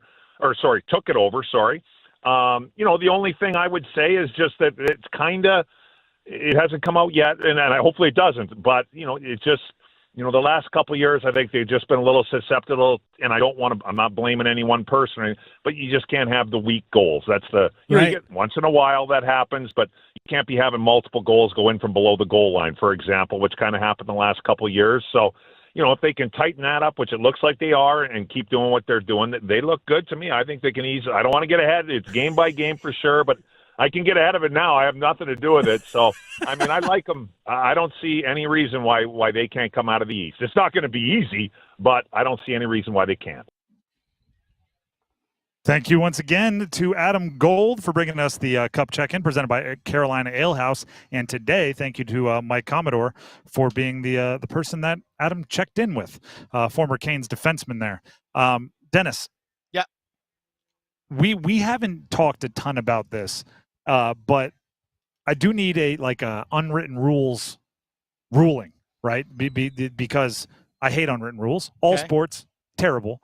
How much does the hit on Freddie, particularly because it wasn't penalized, hang over tonight's game other than Freddie's absence? Like, obviously the hit is felt, the impact of that hit is felt by Freddie not being there, but how much does the rest of the action have that looming over it? I don't know for Carolina if it's going to have too much, because if you're distracted by Timo Meyer, then you're not focused on winning. Mm-hmm. Like, that's the thing you take care of. You take care of it tonight, and then when the next regular season rolls around, then you take care of that business then. That's the way I view it. Take care of that business then next season.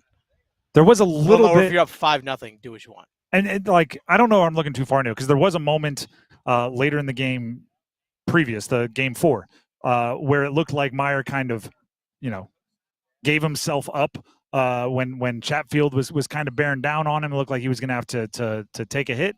I don't know if you're opportunistic about it. Like, hey, if you see him, maybe you put a little extra, no Stankoven, but a little extra stank on it. Mm-hmm. Like maybe that's there, but I'm with you, and I'm always team that of if somebody does something to disrespect you, you beat them on the scoreboard. I'm old school that way, but that's actually the opposite of old school hockey. So I'm getting maybe new school hockey, old school every other sport. I just think that's how it happens. But I do think there's going to be a tinge of it hanging over the game. A little bit. But again, I don't think it's going to be to the point where it takes away from Carolina's play. No, this gosh, I hope not. We have first goal scorer predictions coming up in about 7 minutes. So at 4:33, be ready to call in with who you think will score the first goal of the game for the Canes and in what period you think they will score it. We look forward to hearing from a bunch of you. Right now, Dennis, let's fire up some cop or drop, shall we? We'll get to ladder challenge when we can. Let's get to cop or drop right now. All right, Dennis, what are we copping and or dropping? All right, Pyotr Kochetkov in net tonight for the Carolina Hurricanes. Cop or drop? Pyotr Kochetkov starts game 1 of the second round. Cop or drop? Oh, you're just asking me to I think if Freddie's healthy, Freddie gets the net. I don't like predicting injuries. Or if Pyotr's lights out. Here's what I'll give you. And I didn't catch his name. I was sitting here. We had set up. This was before the show, and one of the staffers, I believe, for the Canes walked by. A guy with a beard, so you know who you are. Yeah. Big, noticeable beard. He said, "Give me a hot take." I said, "I don't know if it's a hot take, but I think Pyotr plays well." He looked at me and said, "Shutout." Okay. And I went, now that's a hot take. And he went, bold predictions. And then he said, I'll be listening. And he walked away like Bagger Vance, like Ray Liotta in Field of Dreams, just disappeared into the corn. And he just said shutout. So I don't think you pull a goalie that posts a shutout in a clincher. So yeah, you know what? Pyotr Kochetkov starts game 1 because the guy with the beard's going to be right. Okay. All right. Next one, cop or drop? We'll see Alexander Nikishin at some point this postseason. Cop or drop? You know what? I'm gonna use my brain here rather than my heart because I want to see him. Right? As a fan, I'm intrigued by it. I'm gonna say drop, and here's why. We were talking with Mike Maniscalco earlier. Joined us here outside the Lenovo Center, voice of the Canes, and I had been thinking about it wrong. I've said this on air that I would play him as soon as you have a 2-game lead. If you're up 3-1, if you're up 2-0. That's when I would feel comfortable throwing him in. Mike Maniscalco went the exact opposite. He was like, I don't know, if it were 3-1 Devils, maybe you throw him in because you're like, hey, we got nothing to lose here. So maybe the way that the Canes will eventually play him is if they find themselves down by multiple games in a series. And I don't want that to happen. Yeah. So I'm going to say we don't see Nikishin because if it ain't broke, don't fix it. And the Canes are going to keep winning and keep staying ahead of the head of the sticks, if you will. Okay. So, yeah, come in, provide that juice if necessary. Okay. I mean, just change things up, right? It's much easier to experiment when you're down than it is when you're ahead, right? It's why, so many coaches have gotten caught. I'm thinking football with the prevent defense thing. It's so much easier to be conservative and just do the safe thing when you're ahead. Meanwhile, when you're behind, let's throw the hook and ladder. Let's send the all-out blitz, right? Let's bring in the guy that's never played NHL hockey and is straight from Russia and doesn't even speak the language of our coaches. Let's go. It's easy to do that when you're behind. Much more difficult to do when you're ahead, and I hope the Canes are ahead. All right, cop or drop? We've seen defensemen Jalen Chatfield, Brent Burns, Shane Gostisbehere all score in this series. Cop or drop? Carolina Hurricanes defense, the Blue Liners tonight combined for 2 or more goals. Cop or drop? Ooh. 2 or more. You know what? I'm going to drop this. I think they get 1. But I also think the forwards will just be relentlessly aggressive because they know that there's a metaphorically and also kind of realistically wounded animal playing defense for the Devils. Their blue liners are so banged up, and even the ones that are playing, a couple of them won't be 100%. So I'm looking for a heavy scoring day from the goal scorers, right? From Jarvis, Aho, Svech, Taylor Hall. I'm looking for those guys to have a big day, and obviously if they're scoring a bunch, then maybe less opportunities for the blue liners. And how could I forget Jacob Slavin's goal from the other night as well? So 4 goals by defensemen in this game. Maybe the beautiest of them all. I know that. Just highlight real work. By the way, if I acted surprised by Slavin's goal, not because I don't think Slavin is awesome, but because he's a more traditional defensive defenseman. I don't need another person to tell me that he won the accuracy shooting in 2020 at the All-Star game. Yeah, so did Aho. I know he has the ability to.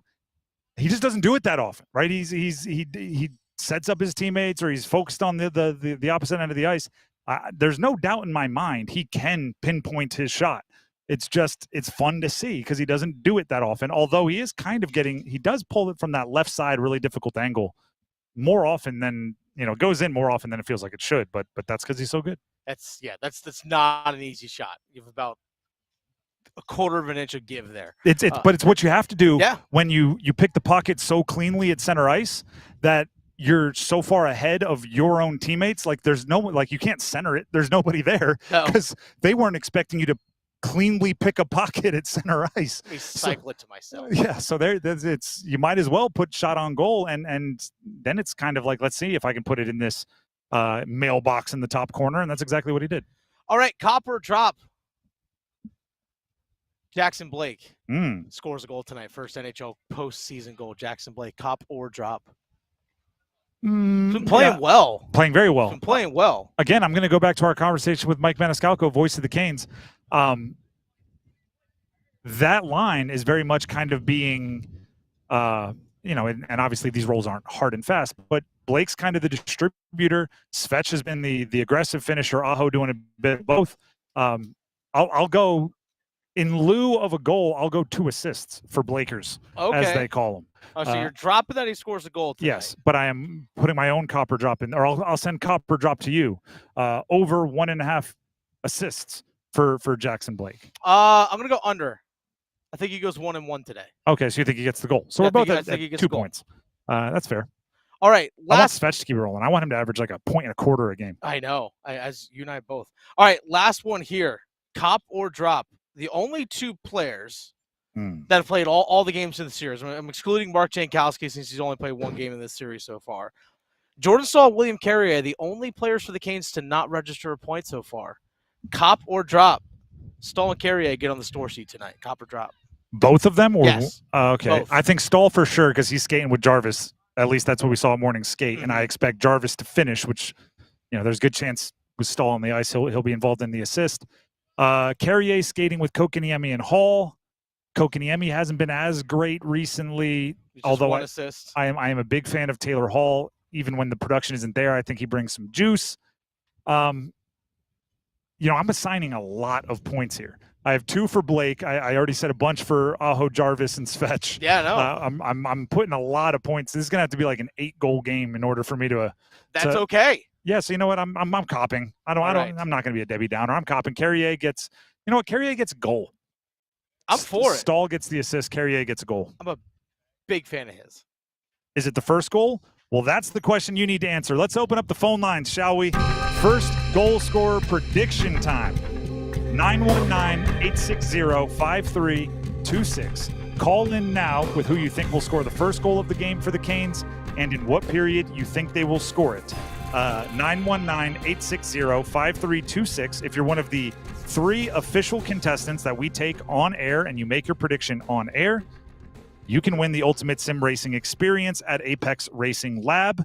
Rev up your engines at Apex Racing Lab, the Triangle's largest sim racing destination. Experience the ultimate thrill with 20 cutting-edge simulators, expert instructors, and world-class virtual tracks. Located in Cary's McGregor Village in Greater Raleigh, visit Apex Racing Lab today and unleash your racing passion. Learn more at apexracinglab.com. Little bit of background for you as the phone lines fill up, so you are aware. As I mentioned, the lines are going to be shuffled a bit from what we saw in Game 4. Jarvis is expected to at least start with Staal and Martinook, so he'll bring some scoring spice to that Staal Martinook line. You know what that means. And then Carrier is actually going to go bumped up to the Hall Kotkaniemi line, which may be an opportunity for him to get a little bit more scoring punch, although it could also be he's going to take all the dirty work off the plates of Kotkaniemi and Hall, and then those guys can go score a bunch. They can be freed up. You can look at it in a bunch of different ways, but that's just a little bit of background for you. If you don't get through on the phone lines, as they are filling up here, if you don't get through on the phone lines, you can always head to our YouTube live stream, 99.9 The Fan on YouTube. Search for it, and if you go to our live stream, in the comments, you can let us know a player and a period that you think the first goal will be scored for the Canes. If you get it right on the comments, you get bragging rights, you get honor, you get the satisfaction of understanding that you know hockey. If you get it right on air, you get the prize. So let's go ahead and see what our official contestants say. First up, Griffin and Zeppelin. Griffin, hey, thank you very much for calling in. Who scores the first goal and in what period? I'm going Balake from Aaron's classmate. Going Jackson Blake, first period. All right. Why the rookie? What do you think is it about tonight that's going to get him in the scoring column? Dude's been solid. He's just been right there all the time. I think he's just due and just being solid. Keep it simple. I like it. Good justification there. Griffin, stay on the line. Graham has some info he needs to grab from you. Brian in Holly Springs is up next. Brian, welcome to the show. Go ahead and make your first goal scorer prediction, player and period. Thank you. I'm going with Jarvis in the first. Probably be first 5 minutes, a 5-on-5. All right, 5-on-5. I like it. You and Kat Campbell, WRAL meteorologist, you guys are on the same prediction there. So hopefully it comes true for you. Stay on the line. Graham will grab some info from you to make sure you can get your prize. And finally, EJ in Raleigh. EJ, go ahead and make your first goal scorer prediction for us. I got Aho on power play. Shorthand goal, first period. First period. All right, that's what we needed. Aho, power play, forehand, first period. EJ, you are locked in. Thank you very much for calling, and stay on the line there. We need to grab some info. So those are the 3 official contestants. They can win the Apex Racing Lab gift certificate. Griffin went with Jackson Blake in the first, Brian Jarvis in the first, and EJ went with Aho in the first. Those are right down Main Street. Yep, right down Main Street. Like you don't get a bonus point for picking someone that's not chalky, so why not pick the odds-on favorites? You mentioned YouTube. YouTube live chat is a great spot for you to submit your first goal scorer prediction. Brandon R said right at the top of the show, riding the hot hand, going Svech in the first. Don't blame me on that one. Comebread said he agrees riding the hot hand, Svech on the first on the power play with Timo Meyer sitting in the box. We also had Tony said Stankoven in the first period. Micah said KK first goal. He's been all around it. He's due for one. Pablo says Jarvis in the first period. Killa Cam says Chatfield in the first period. Robert says the captain, Jordan Stahl, in the first period. We got Will Parks, Jankowski in the first period. Also, Dan, this one comes from Dan Groschel. He said first goal. Jesper Bratt in the first period. Oh. But then the Canes win 5-1. Hey, I like a 5-1 win, but you Dan, had me that's in the not, first half. You had me in the first half. That's not how this works, though. That's not how this works. Who scores the Canes' first goal? Yeah. Or unless his own goal? Is that what he's saying? I don't know. He said Jesper Bratt in the first, but then the Canes win 5-1. So unassisted own goal? Unassisted own goal. He just throws it into his own net. You know what? Fine. Cleanly wins a face-off back into his own net. I wouldn't hate that. I wouldn't hate that at all. Just an all-time not top 10? That'd be wonderful. Let's see. A couple other ones here. On Twitter, we did get a couple. We got Jankowski. We got Jarvie. We got Aho. So there's a good amount on Twitter as well. I've got to find them. John says Blake in the first. Unfiltered White Boy on YouTube. It's just his name. I thought that was the prediction. I was like, oh, that's not fair. First goal, Gossespear in the first period. Interesting. Yes. So then we also have the Plot Lizard said Chatty in the first. And then, all right, keep them coming. Keep them coming. Jacob said Slavin Snipe in the first. Why not? Levi says Hall in the first period, rebound on the power play. Yeah, we're all over the place. Hey, that's good. That means there's a variety of scoring options, and everybody makes you believe. Dennis, who's your first goal scorer prediction? A guy who is due. I love the quote-unquote air quotes fourth line of Jankowski, Stankoven, and Eric Robinson. That line actually had the highest expected goals scored, which is crazy when somebody game. On another line had a hat trick. Yeah, but the highest expected goals for at 5-on-5, highest expected goals for was the Jankowski, Stankoven, and Eric Robinson line. Give me a guy who's due to score a goal. Eric Robinson, first period, getting it done dirty. Whoever was the first to say this guy is due is a genius, because you turn like a scoring drought into a positive. Yeah, right. Hey, he's due. He's due. It's great PR, great publicity spin. Real quick, Graham, first goal score prediction for you back in the Lenovo Studios. Graham. I was going to say Eric Robinson, Dennis. I like it, Graham. I was going to say Eric Robinson because I feel like he's just been buzzing around the net. Studio? So instead, give me Jesper Kotkaniemi in the first period. You don't have to pivot. No, I'll go Kotkaniemi in the first period. Okay, he's due. Quickly here, I'm on Taylor Hall in the first. Okay. I think Carrier is going to take some of the brute work you and Paul off of Taylor Ihander. Hall's plate. And there it is. Me and Paul Ihander. We'll be cheering friends. We'll be rooting for it when it happens. Taylor Hall in the first, by the way, very quickly. Walt Ruff, Canes team reporter, will get his first goal scorer prediction when he is expected to join the show here outside the Lenovo Center. When we come back after this, don't go anywhere. Welcome home. Your home is not just where you live, it's where life happens. At Baker Home Exteriors, we're proud to continue Baker Roofing's century-long legacy of excellence, understanding that your home should be as extraordinary as the life within it. Whether it's roofing, siding, gutters, or more, we transform houses into the homes you've always dreamed of.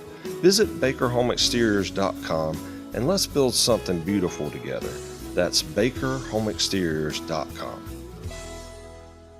Heineken Silver is a world-class light beer with only 2.9 carbs and 95 calories. It keeps things light and refreshing all year round. It's like rain showing up to cool things off and then politely leaving. It's like cracking open a window and nailing the cross breeze. So, as we move into the warmer weather, grab a crisp and refreshing Heineken Silver and taste the difference. Only 2.9 carbs and 95 calories. Available at your local Heineken retailer or for delivery at Heineken.com/silver now. Must be 21 plus to purchase. Enjoy Heineken responsibly. Are you ready for a global summer showdown? Thursday, June 19th at Mercedes-Benz Stadium. Football legends collide at the 2025 FIFA Club World Cup. Inter Miami and FC Porto. Lionel Messi and Jordi Alba taking on Diogo Costa and Rodrigo Mora. Don't miss your chance to be part of history. Grab your tickets now at FIFA.com/tickets. Dear McDonald's, your breakfast menu? Fire. 10s across the board. I could be happy with anything, even though I order the same thing every time. Thanks for not judging me. I'll try something new next time. Maybe. Get your faves for less. Buy a sausage McMuffin with egg for $2.50 at any size Sprite for $1.49. Price and participation may vary, cannot be combined with any other offer or combo meal. Ba-da-ba-ba-ba. As America's leading business lender, Bank of America is on your corner and in your corner, right here in the Triangle. With $215 billion in business loans and over 3,700 business specialists across the nation, we help businesses thrive so communities prosper. What would you like the power to do? Learn more at bankofamerica.com/local business. Bank of America, official bank of FIFA Club World Cup 2025. Copyright 2025 Bank of America Corporation, all rights reserved. This is a story of the one. As a maintenance specialist for university housing, he knows college students can major in wear and tear. Plus, housing so many students doesn't leave a lot of room to house all the supplies he needs. That's where Grainger comes in. With over 1 million industrial-grade products and fast, dependable delivery, Grainger carries the quality products he needs so he doesn't have to. From a new door hinge to a whole new faucet. Call, click Grainger.com, or just stop by. Grainger, for the ones who get it done. This hour of The Drive is brought to you by the Body Armor State Games. The Body Armor State Games are coming this June to Greensboro. Don't miss out on North Carolina's largest sports festival of the year. Athletes of all ages and skills can register now at bodyarmorstategames.org. Now be kept in. Burns hammers one. Rebound still there. And it's knocked and they score! Jordan Martin knocked it home out in front. Markstrom's going to argue. Jarvis was there. Burns loads it up. And the Canes have a 4-2 lead.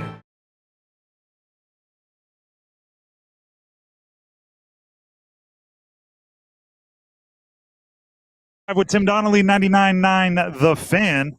We are live outside the Lenovo Center, joined by Walt Ruff, Canes team reporter.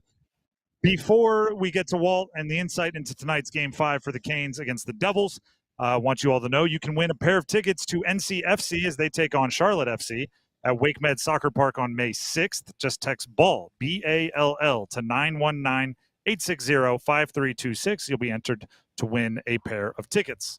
Now we bring on Walt Ruff, Canes team reporter. Follow him on Twitter at Walt Ruff for all the updates. Walt, appreciate you for joining us.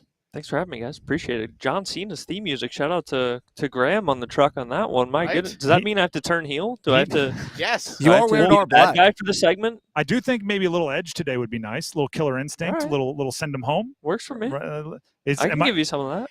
I did say with the Canes, they need to have that ruthless aggression. The ruthless aggression era of the Canes needs to start today, so it fits perfectly. Actually, we're stacking them up here early. Am I looking too into it? The black on black attire here. Is this the funeral we're going with?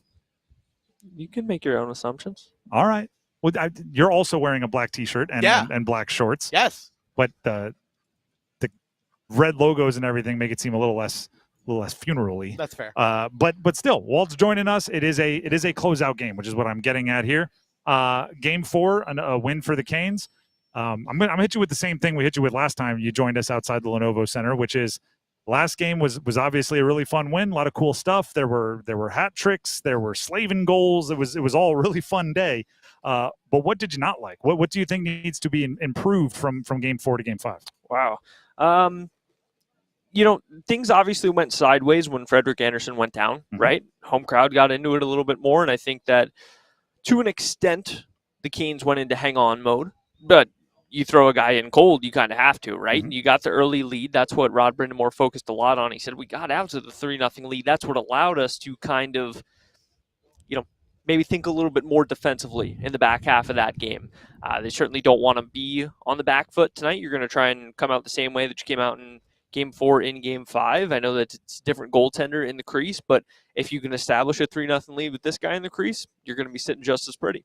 Pyotr Kochetkov, he's going to be part of the story, right? And you brought up the fast start thing. I think most of us equate the Canes starting fast with goal scoring, right? Like Svech, be aggressive, or the Chatfield goal from earlier in the series.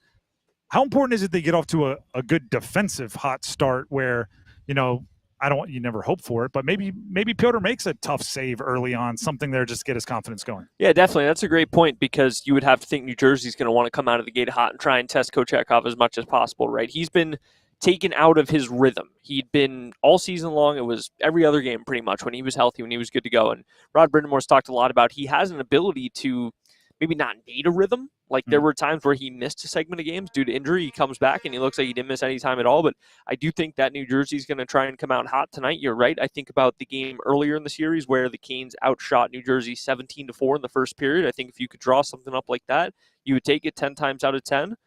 So maybe that's the route that Carolina is going to try and wind up going tonight. And something you pointed out last game on Sunday was Carolina. I know you got the early goal, obviously, with Svech in the first 60 seconds of the game.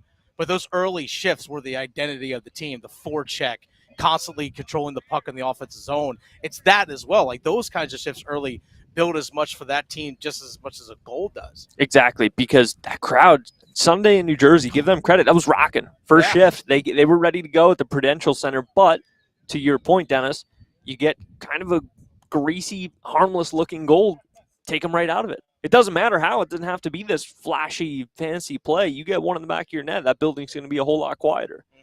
Svech with the hat trick. He is somebody that I think is, I've heard it. I'm sure you have. He's universally seen as like, if the Canes are going to reach their highest potential, there has to be a leveling up from Svech because of his physical ability, his draft pedigree, and everything else.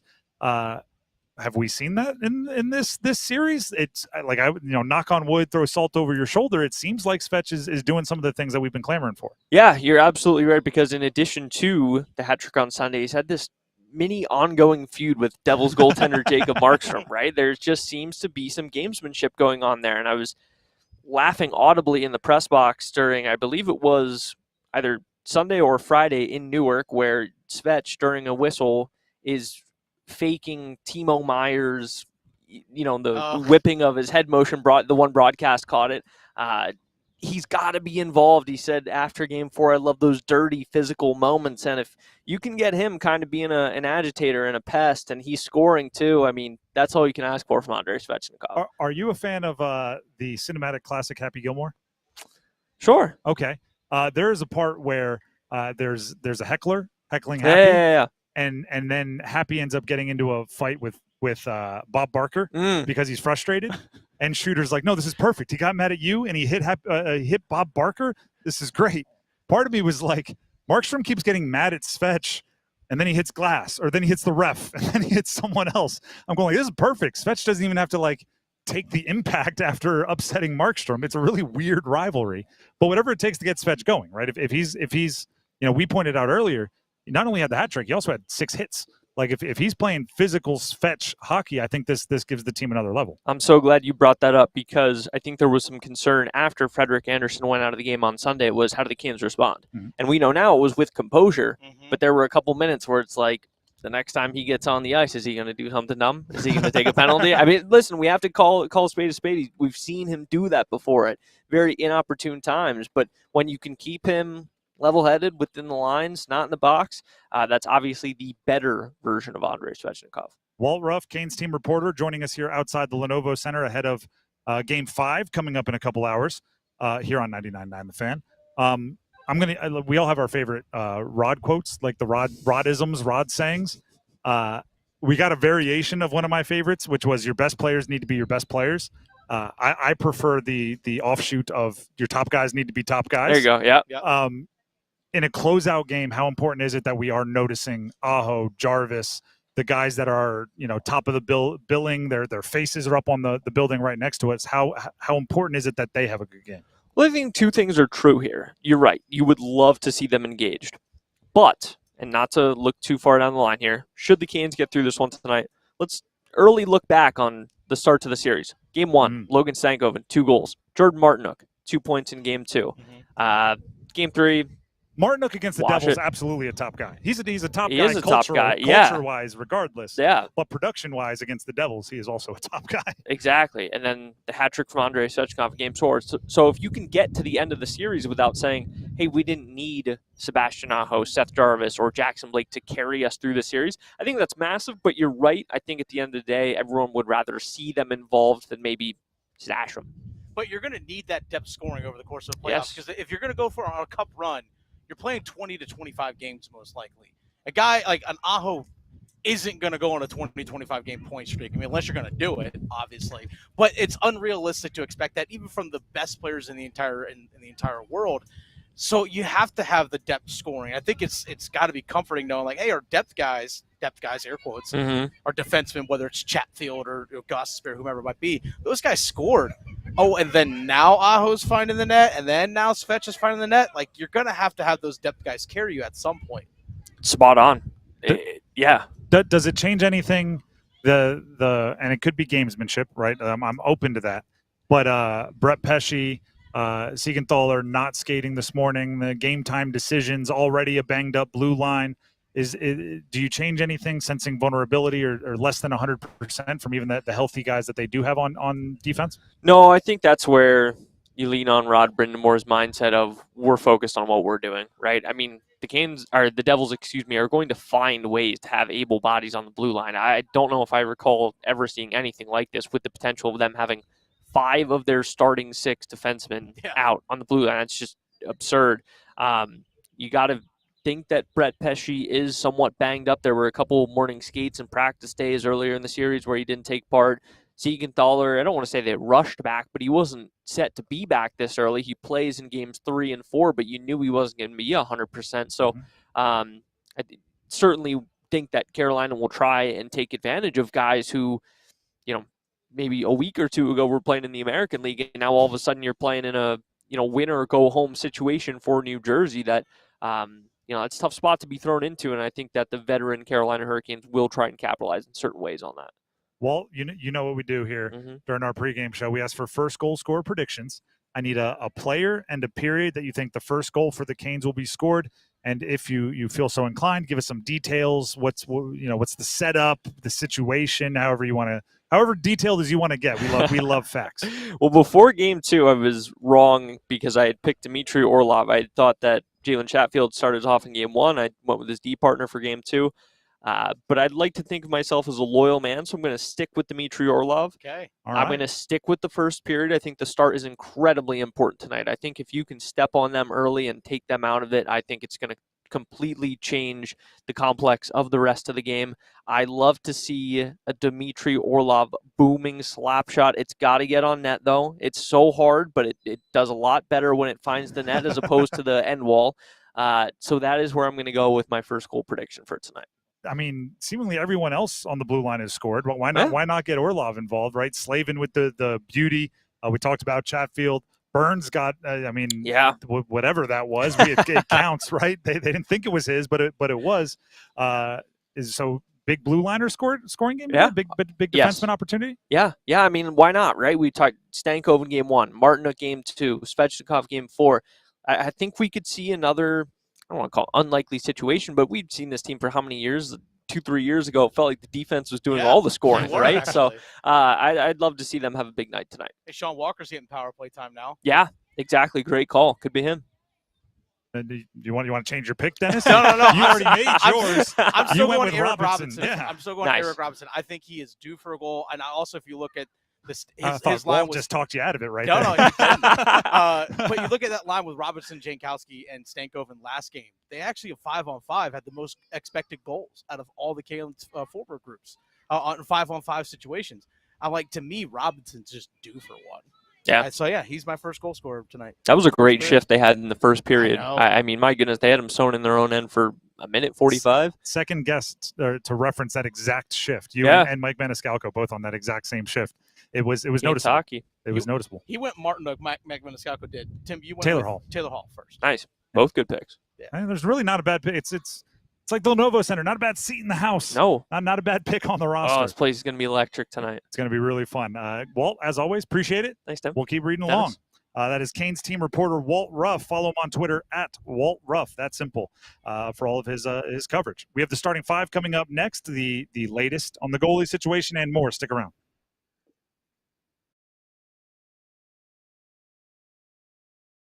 Move your sports day forward. I don't quite understand the reluctance to boo the New Jersey Devils with Stefan Nason and Brett Pesce on that team. They don't care about you anymore. They want to win a cup just as bad as you want the Canes to make the deep run of the playoffs too. Go ahead and boo them. There is no shame. Get set up. Join Next Up with Paul Ihander. Mornings at 9 on 99.9 The Fan, the Triangle Sports Leader. John is in a hot tub on his vacation. He earned 20,000 points by spending $2,000 with his Navy Federal Credit Union More Rewards card. To be clear, you don't have to vacation in a hot tub to redeem this offer. But John did, because the bubbles make him happy. Right now, you can earn 20,000 points when you spend $2,000 in the first 90 days. Offer ends January 1st, 2026. Navy Federal Credit Union. Our members are the mission. Navy Federal is insured by NCUA. Visit NavyFederal.org for details. This is the story of the one who, as a maintenance specialist for a historic high-rise, knows that vintage charm historically needs constant attention. Which is why when it's time to upgrade turn-of-the-century mechanicals, they turn to Grainger. With easy access to 1 million+ products and the scale to deliver when and where you need them. The right tools and supplies are never far away. So the one can keep that vintage building running like new. Call, click Grainger.com, or just stop by.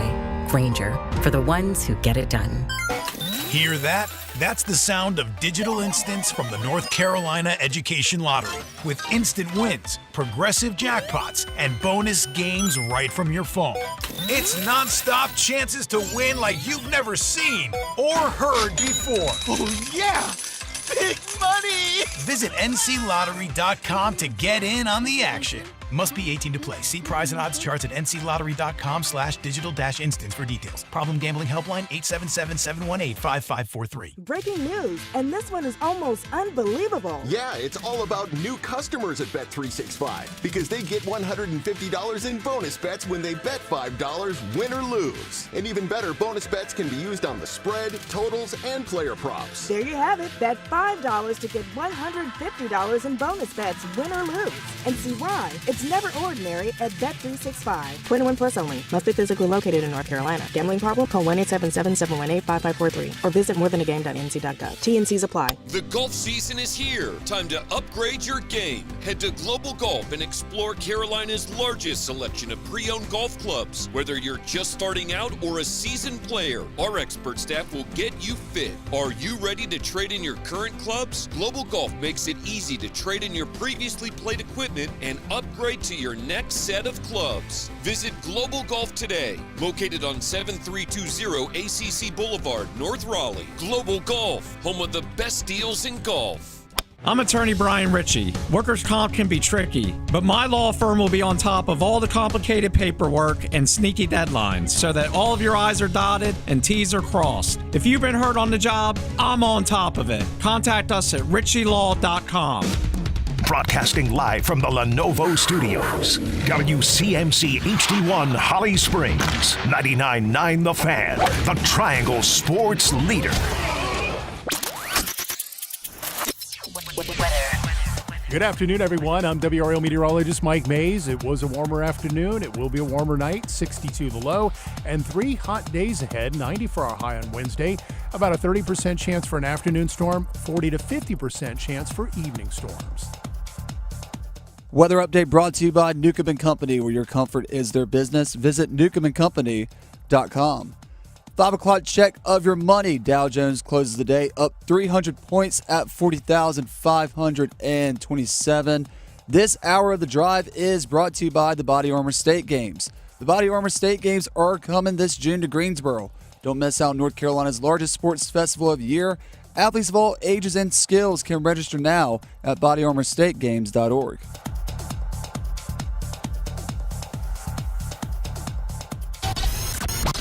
It's 5 o'clock. Time to serve up the biggest sports stories of the day.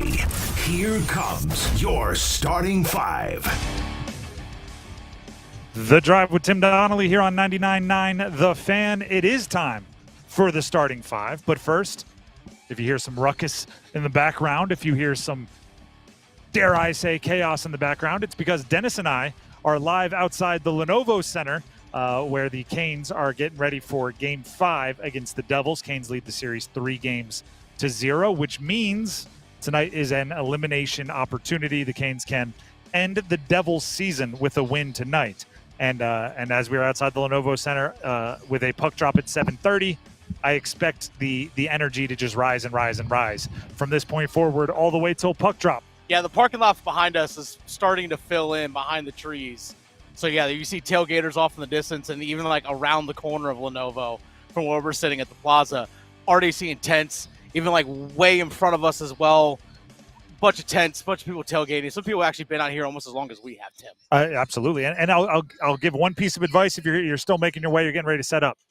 Bring something heavy to weigh down your tents. It's a great day for waving a flag, great day for a kite. Tents are going to need a little extra support. The wind is picking up. So there's my little PSA for you. Right now, my PSA, my public service announcement is that the starting 5 is about to get started, starting with number 5. Count them. 1, 2, 3, 4, 5. Now Heischer trying to find some room. He'll leave it for Palat. Aho cuts him off. And that drive is going to go wide and all the way out of the zone. And Burns is going to be able to change. Tough hit from Meyer on Freddie Andersen. Tough hit. That's what it sounded like in Game 4 when Freddie Andersen hit by Timo Meier, as you just heard. Probably should have been a penalty. Wasn't called. Freddie Andersen ended up leaving the game. He is not in net today. Rod Brindamore updated the media earlier today. Said he is day to day, but not going tonight, which means Pyotr Kochetkov gets the opportunity in net in Game 5 to close out the Devils. Let's hear from Rod earlier today, a little bit of audio for you on the team's composure after the Andersen collision and through the rest of the game, which ended up being a win. Very, very happy with that because, it's not called a penalty. You can have your opinion, whatever you want. The worst thing we can do is take a penalty. And now you put their power play. I know that hasn't clicked, but, you put that thing out there too many times, you're asking for trouble. So I 100% love the way you responded to that.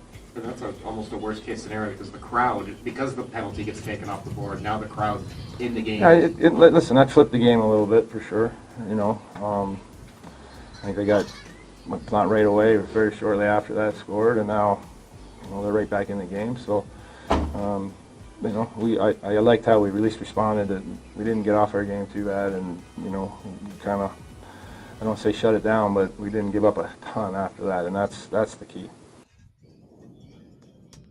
That's the response in game yesterday, or last game, I should say. Game 4 was on Sunday. It's a completely different beast for a game that you're going in without Freddie Andersen, right? We were just talking with Walt Ruff, Canes team reporter, and he spoke about how when Pyotr went into the game, Pyotr Kochetkov, they already had the lead, so they could afford to play a little bit more conservatively, right? A little bit heavy defensively, and aid him in that way. Tonight, you don't have those guardrails, right? When you take the ice, Pyotr Kochetkov, you're going to be in net. It's going to be a 0-0 game. And you're going to have to be a part of the group that gains the lead. If there is a lead, you're going to have to make plays. But at the same time, you have the advantage of not being thrown in for lack of a better term, ice cold in the middle of a game. You get to be thrown onto the ice with the expectation that you're the starter. It is going to be a fascinating game to watch Pyotr Kochetkov mentally, right? How does he deal with it? Where is his confidence at?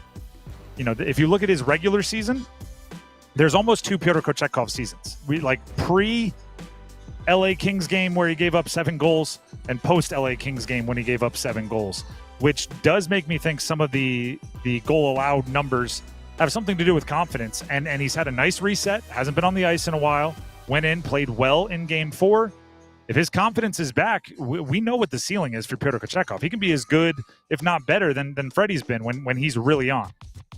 And that's the thing about him at home. And that's actually where he's played his best hockey this season. 19-4-1 at home, a 2.3 goals against, save percentage at .909. Like he's fantastic. If there's a situation, again, not ideal, but if there's a situation to get thrown into in the middle of the game, hey, you're already up 3-2. Hey, going in, like giving a quarterback, hey, here's the ball for the first time. Your defense already got you 7 points. Oh, okay, this is actually kind of nice. So he had that cushion, and then coming back at home, familiarity where he played his best hockey is here. And when Mike Maniscalco was here earlier, he said with Kochetkov, he knows the quote-unquote knock on him about playoffs. Sunday was just his 7th game in the postseason, just his 7th. Tonight will be just his 3rd postseason start. If he wants to prove that he can do it at this time of year, April, May, June, he's got to go out there and show it tonight. The gross part of sports is one person's injury is another person's opportunity. Absolutely. Right. The Wally Pipp thing is real. It's why every coach knows the story. You need to see that as an opportunity. Bum for your buddy, but understand if you go out and play lights out, you can change the trajectory of your reputation and your trajectory in the future with the league and the team. That's number 5. Let's hit number 4. 1, 2, 3, 4, all together. With the 8th pick in the 2025 NFL Draft, the Carolina Panthers select Tedoroa McMillan. Wide receiver, Arizona.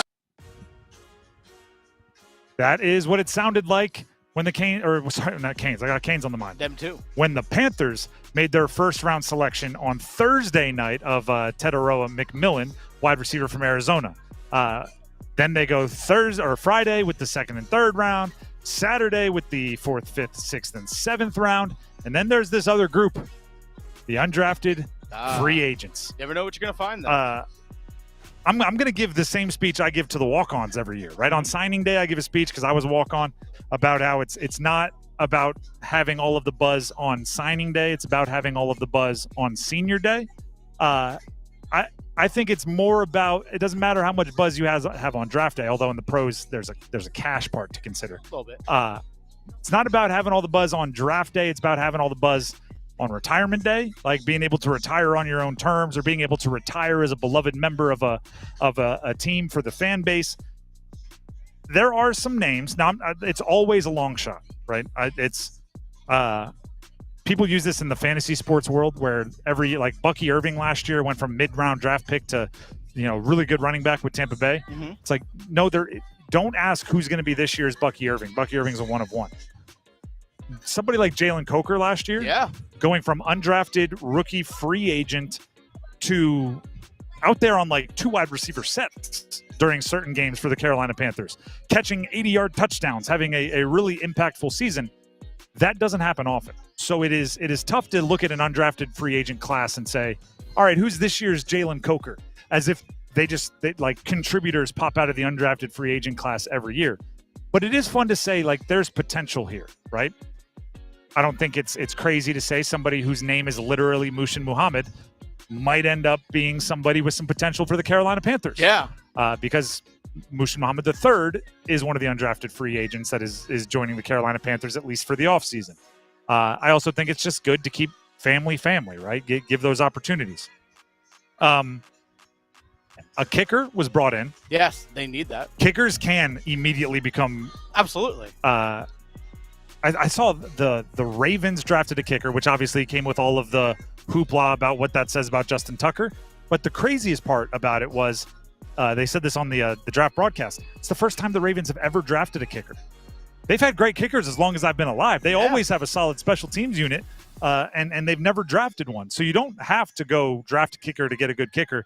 Ryan Fitzgerald, kicker from Florida State, was picked up by the Panthers. If you're like the smart money for somebody who's going to be a contributor for the Panthers out of the undrafted free agent class, it's like a cheat code to go with the kicker. But he probably has the best chance. Especially for a team that didn't re-sign their kicker, Eddie Pinheiro. Yep. And that was a whole other deal. Yeah. But we don't have to get into the Eddie Pinheiro of it. Thought this was interesting. 3 safeties. They brought in Isaac Gifford from Nebraska, Trey Thomas from Arkansas State, and Jack Henderson from Minnesota, all at the safety spot. I thought it was interesting for a few reasons. One, I do think safeties just naturally come with a skill set that is really good for special teams, right? They're good tacklers in space. They usually bring a bit of physicality if you need them to block on an offensive special team, but they can also fly down the field for a defensive special team, coverage special team. But also the Panthers need bodies at safety. Like if I'm an agent and I have a safety with options, understanding that you're probably going to have to make the roster on special teams. But if you want the upward mobility to work your way onto a defensive depth chart, I'm probably steering you towards the Panthers. I think it's fairly obvious Trayvon Morey, because he spent like $60 million on him, etched into one spot. Lathan Ransom's a mid-round pick, probably lightly penciled into the other safety spot. Damani Richardson. And then Damani Richardson. Undrafted free agent last year. And there's Nick Scott came back. Nick Scott, a veteran who's probably not a part of the long-term future, but can give you minutes. I don't know. If you're looking for a Jalen Coker style player, I might look at where the opportunity is as much as where is a player that I like. Because looking at it, I also, and I talked to Dennis about this, I know there comes with some off-the-field questions, but Kobe Hudson, wide receiver from Central Florida, I loved a few of his games on tape. Back when I thought he was going to get drafted and I was looking at him. Loved a couple of his games on tape. But now that they've drafted Teteroa McMillan, there's not a ton of options, not a ton of opportunity in the wide receiver room, because you figure Xavier Legette's going to get every chance as a former first-round pick. Jalen Coker, as a guy that played well last year, will get every chance. Adam Thielen, maybe even a Hunter Renfrow sighting. There's may not be an option. So looking for guys, I might look at those 3 safeties. Speaking of undrafted guys, you might see one tonight for the Carolina Hurricanes. He's already made an impact in this series. Jalen Chatfield is an undrafted player. Hey. Again, you never know what you're going to find. You got to just throw darts. You never know what hits. Chatfield, you know he's my guy. Yeah. I think he's like, there's a certain point, and it always frustrates me, but maybe they don't want to shake it. There's a certain point in your career where you're just, like, he's not an undrafted free agent anymore. He signed for 3 years, $3 million a year. That's where he started his career, though. That's but the thing. it is kind of like, you always wear walk-on, you always wear undrafted free agent as like a badge of honor that you made it anyway. So maybe he's wearing that proudly. That is number 4. Let's head to number 3.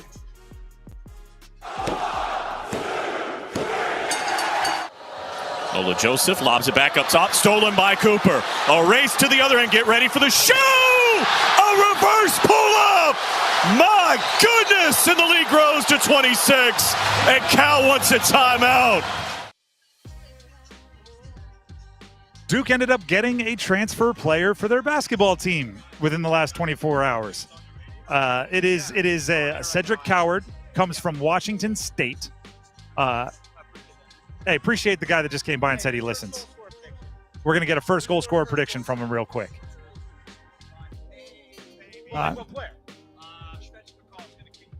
All right, Svechnikov, first goal scorer prediction. There it is. There you go.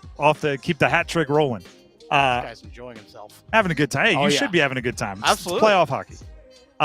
Where was it? Oh, Duke got Cedric Coward out of the transfer portal. Yeah. First of all, I don't think they're done. If you go back just a couple of weeks, maybe even less than, I don't know, all the days are bleeding together. They had Shelton Henderson committed, who was a top 15 recruit in the country. Yeah. They were actively recruiting Nate Ament, who is a top recruit in the country. We have another fan coming up for a first goal scorer prediction here. Do you want to point to someone on the wall? All right. We got the one of the children of the DJ running around. Say a number. Give us a number. 1 to 100.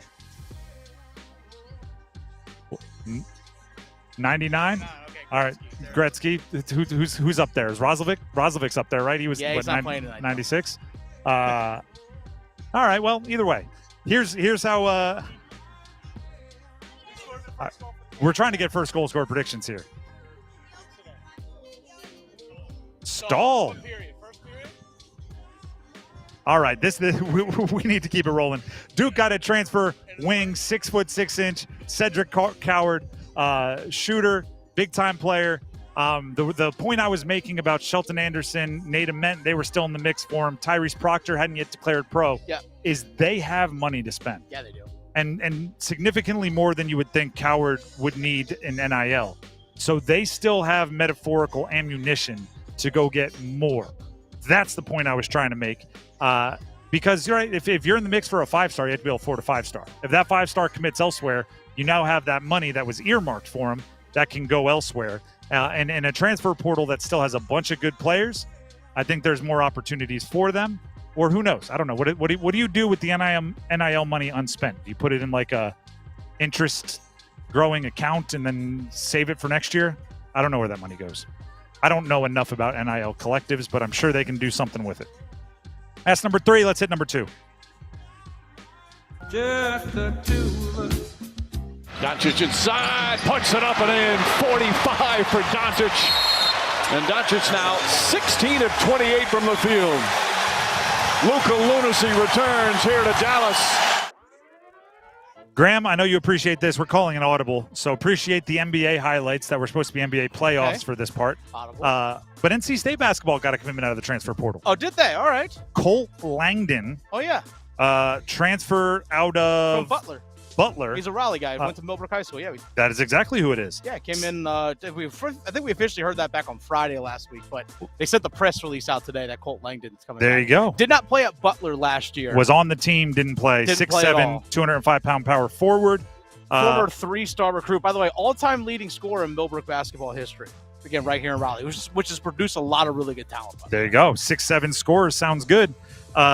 There is, ready for this, still a lot of ammunition left for Will Wade and NC State. They're starting to put together a roster. You're starting to see how he wants his first team to look. But significantly more money to spend, I believe, there as well. And a bunch of really good players out of the portal. So I don't think, which is crazy because it's almost the end of April.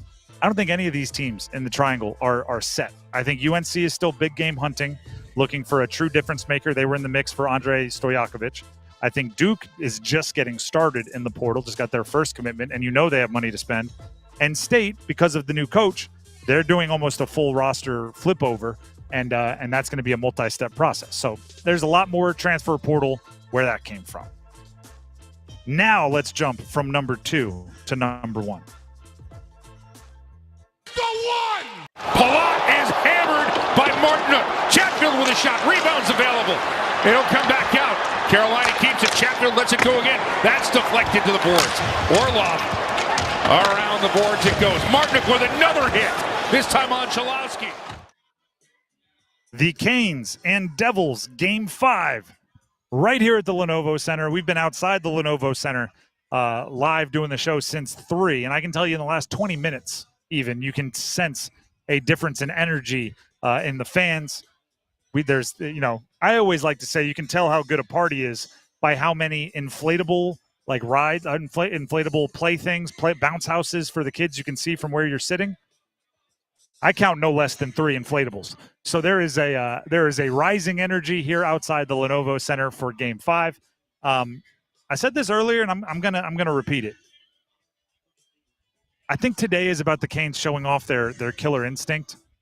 I think it is about understanding that you don't have to end the series tonight, but you really, really want to. Yeah. Right? You don't. Sure, you've worked hard. You've built up a 3-1 lead. That does give you some sort of leeway, but you want to end the Devils season tonight. Yes. Right? You want to take the competitive fire out of their eyes.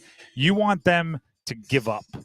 And it sounds dramatic, but I really don't think it is. It's maybe the one thing about the Canes that I'm still just on the fence about is once the postseason rolls around and it does become I always say this about fistfights, right? The person who wants to be in the fist fight the most is usually the one that wins the fist fight, right? If someone is in there thinking, I don't want to, or, I don't want to get hurt, or, don't hit my face, then the other person is in the fight just going like, reckless abandon, that's usually the person that ends up landing the most shots. I want the Canes to want to be in the fight, right? Not out there trying to outskill anybody tonight. You're going to have to grit and grind and fight and scrap and greasy, dirty, whatever you want to call it. Not dirty like against the rules, dirty like getting messy. That's what it's going to take to win tonight.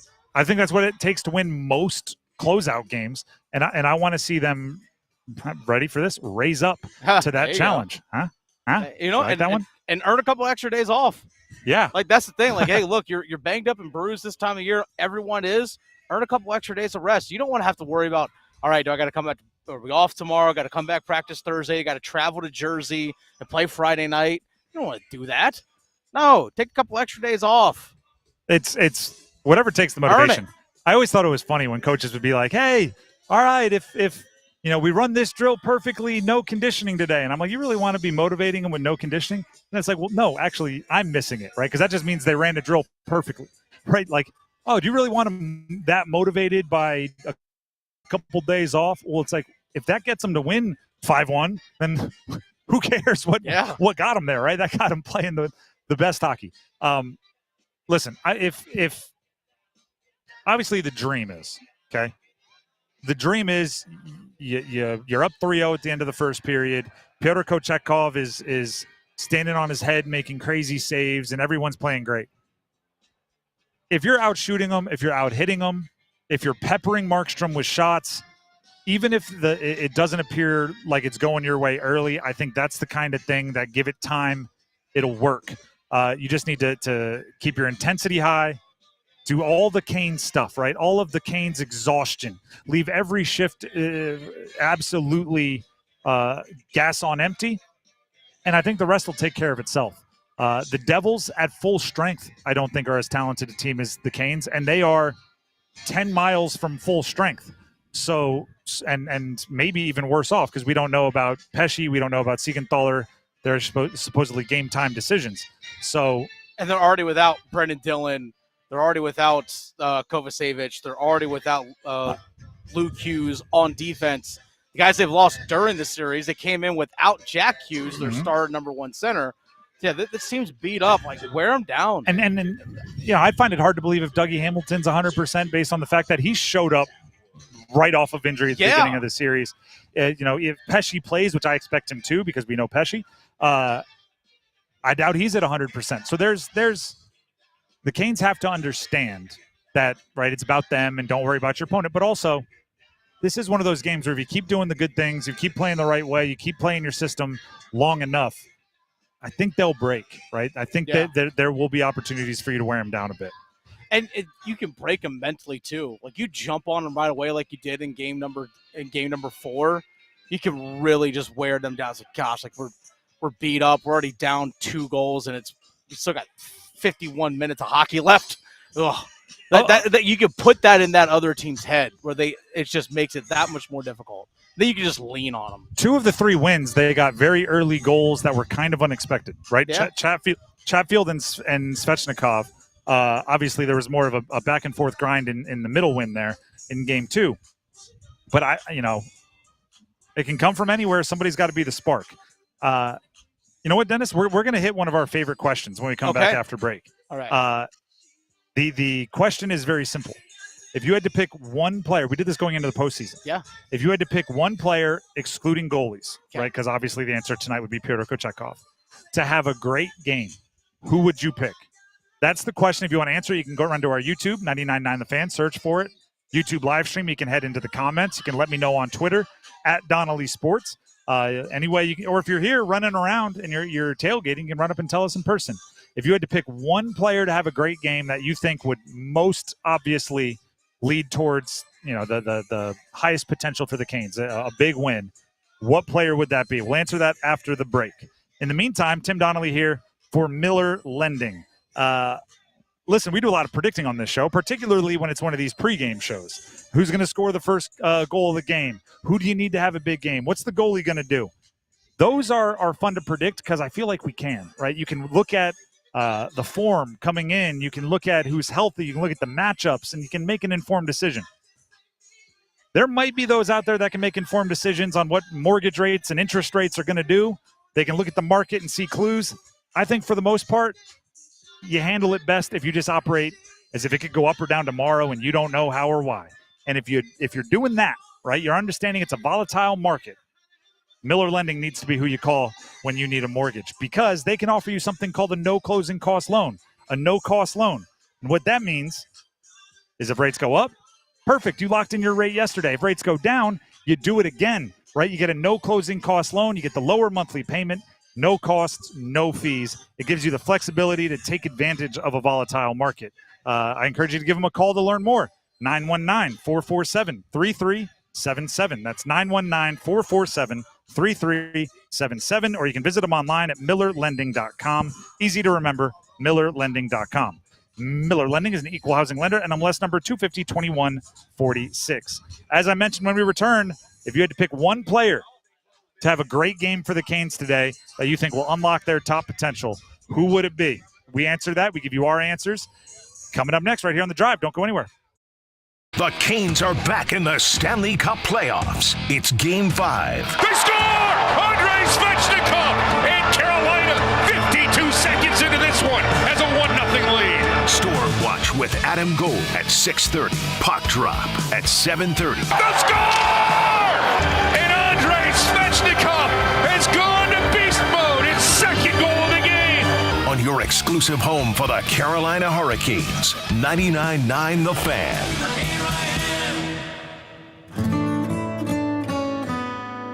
It's the first day of the first grade, and she found a new best friend. It's a laid-back Sunday afternoon, you wish would never end. The homemade taste of Bluebell, and good friends gathered round. The good old days are being made right now. Chocolate lovers are going absolutely bananas over our new Bluebell Banana Fudge.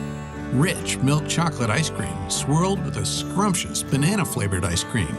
Your favorite banana fudge bar, now in a carton. The good old days are being made right now. The good old days are being made right now. Look for Bluebell ice cream at your favorite grocer. If you can't find it, be sure to ask for it. This is what breaking news on WREL sounds like. A teenager accused of murder in custody tonight. From the moments that matter. Let's take a look at those live pictures right now from Sky 5. When seconds count. Authorities say they are very concerned for the safety of the public. When your safety is the priority. Breaking news right now, a large fire in eastern Wake County. Hello, everyone, and thank you for joining us. Watch WREL News. Breaking news coverage you can count on. Watching Clorox cleanup spray dissolve tough grime in the shower feels like... Wait, this really just happened? I'm shocked. Underwear and everything? It feels like being able to zip up your overpacked suitcase on the first try. Smooth. With Clorox, clean feels satisfying. Clean feels good. Use as directed. It's bow time. Yep, it's eating time again. Now you could unload groceries, chop, dice, mince, preheat, heat, slap around the smoke detector, and then celebrate with a big old pile of dishes. But if you're tired of cooking, or tired of sorta cooking, it's time to feed the whole family with Bojangles Fried Chicken Family Meal. With Bojangles' famous chicken, fixins, biscuits, and tea, you can forget the cookbook and spend some well-earned quality time with a delicious dinner from Bojangles. It's bow time. There's no time like bow time. Time to stop whatever you're doing for some of that bodacious Bojangles flavor. Satisfy your craving for flavor and your passion for boneless chicken with Bojangles 4-piece Supremes dinner. 4 perfectly seasoned Cajun fried whole breast tenderloin fillets, choice of fixin', a made-from-scratch buttermilk biscuit, and Bojangles' legendary iced tea. When you're hungry for flavor and value, it's Bo time. Palat is hammered by Martinook. Chatfield with a shot. Rebound's available. It'll come back out. Carolina keeps it. Chatfield lets it go again. That's deflected to the boards. Orlov around the boards it goes. Martinook with another hit. This time on Chalowski.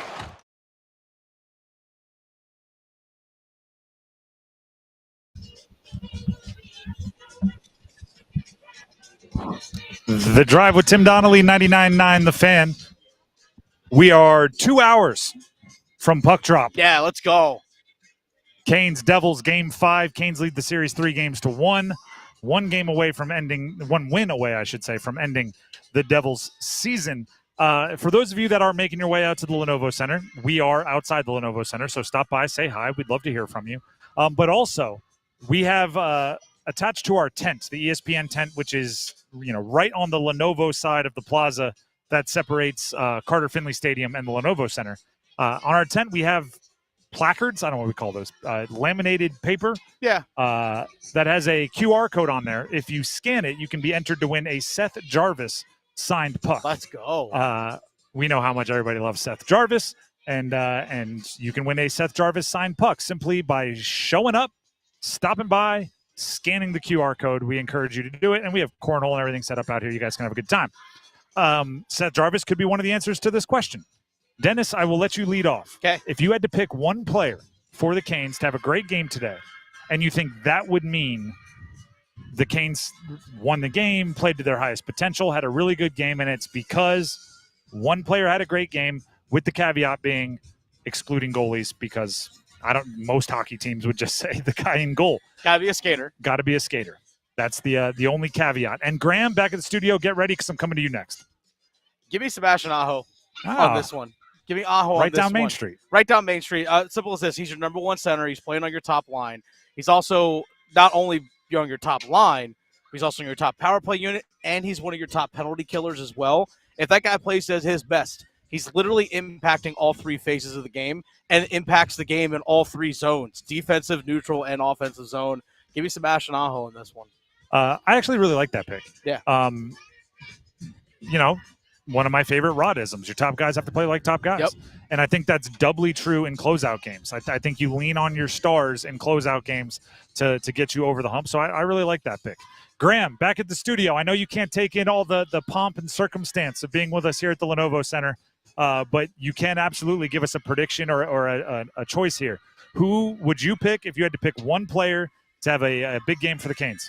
It is hard to disagree with kind of that your leading scorers have to be your leading scorers, or your impact guys have to be your impact guys argument that you guys are making with Dennis just picking Sebastian Aho, Seth Jarvis. But I'm going to go with one of the more veteran players that's not Jordan Martinook on this roster, and I'm going to go with Taylor Hall. I think it's time for Taylor Hall to really emerge as a Carolina Hurricane. The playoffs are all about unsung heroes, and I feel like throughout this playoff series we've seen kind of a different guy step up for the Hurricanes. Who's to say that's not Taylor Hall tonight to show that, hey, he's been in the league for a while. He has this veteran experience. Let him be the guy to get it done for the Canes tonight. I'm not disagreeing with anything you said there. Don't hate it. But I do love what the Canes have done with their roster, where the person we're pointing to as a potential unsung hero is a former league MVP. It's like that is a luxury. Oh, the former number 1 overall pick? Yeah, it's simply, no moment's going to be too big for him. Granted, his role is what his role is, right? He's the guy playing tonight with Kotkaniemi and Carrier, but his history has also got to be worth something, right? He's played a lot of hockey, and he's been the focal point and is not going to be scared away from any moment. I'm going. I thought everybody would go this based on last game. I'm going Svech. Yeah, and here's why. And actually, I'll use both of your examples as the opposite of this. Sebastian Aho to me, Taylor Hall to me, they're kind of like pizza. Even when they're bad, they're still pretty good. Like a bad Aho day, still pretty good day. Yeah. A bad Hall day, still pretty good day. Mm-hmm. A bad Svechnikov day, you're getting bad penalties. You're not being aggressive. You disappear at times. but a good Svechnikov day has a huge impact on the team. So if I had to pick one player that if he plays well, I think has a massive impact, it's the person that almost has the widest range of outcomes.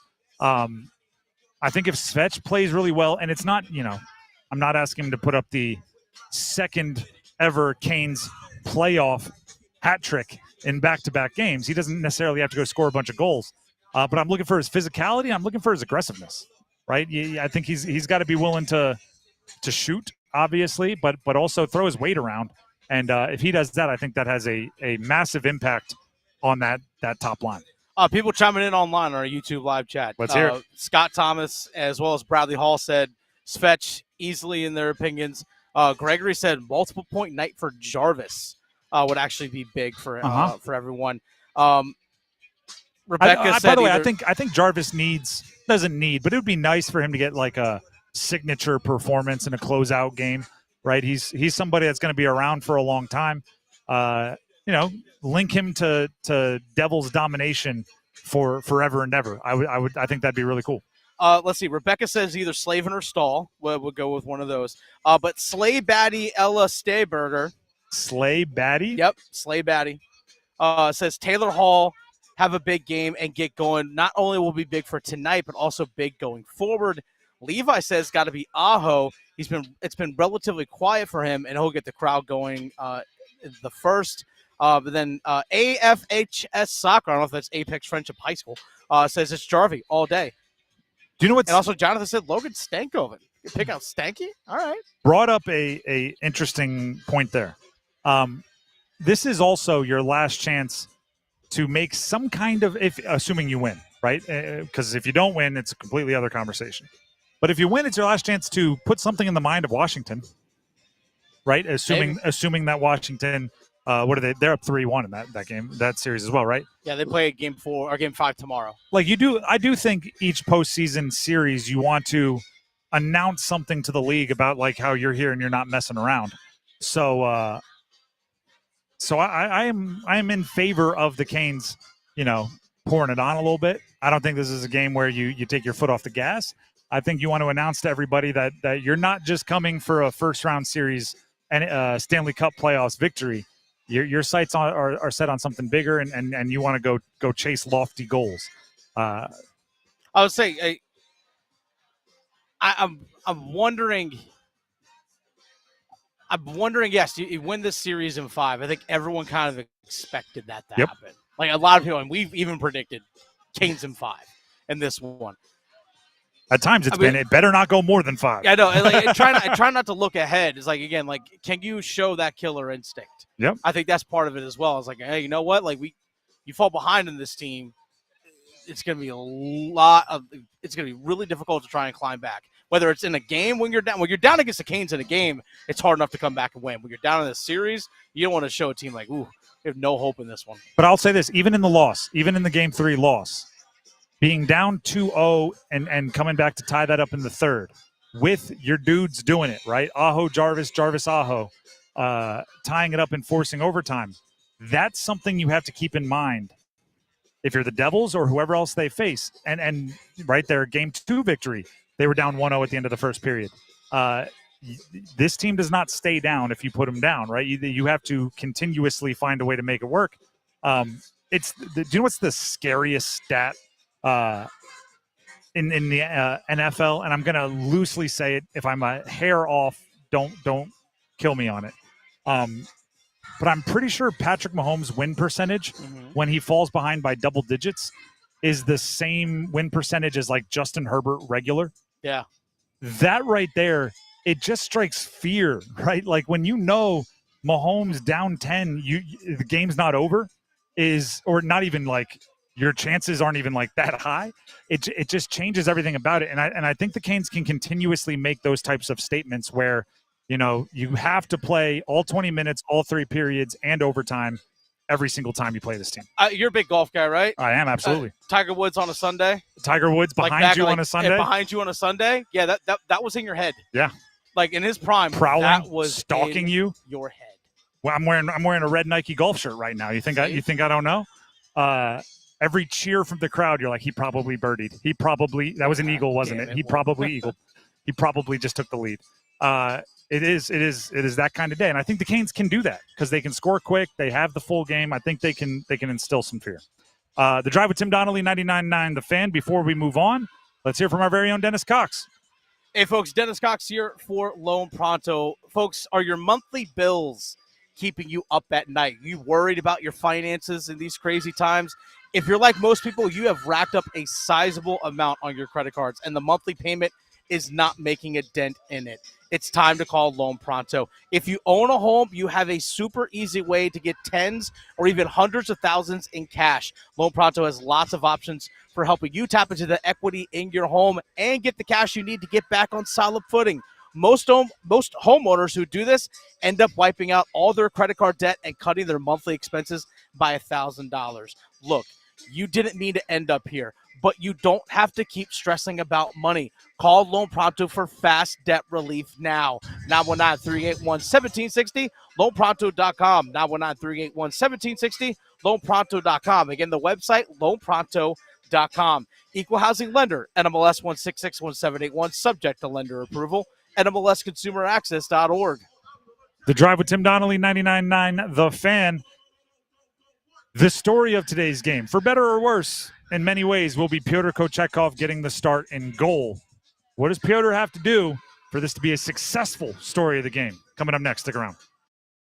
March 12th, 2025, EP and Company, B2C, message from Bucks, multi-radio, US English, 30-second full mix.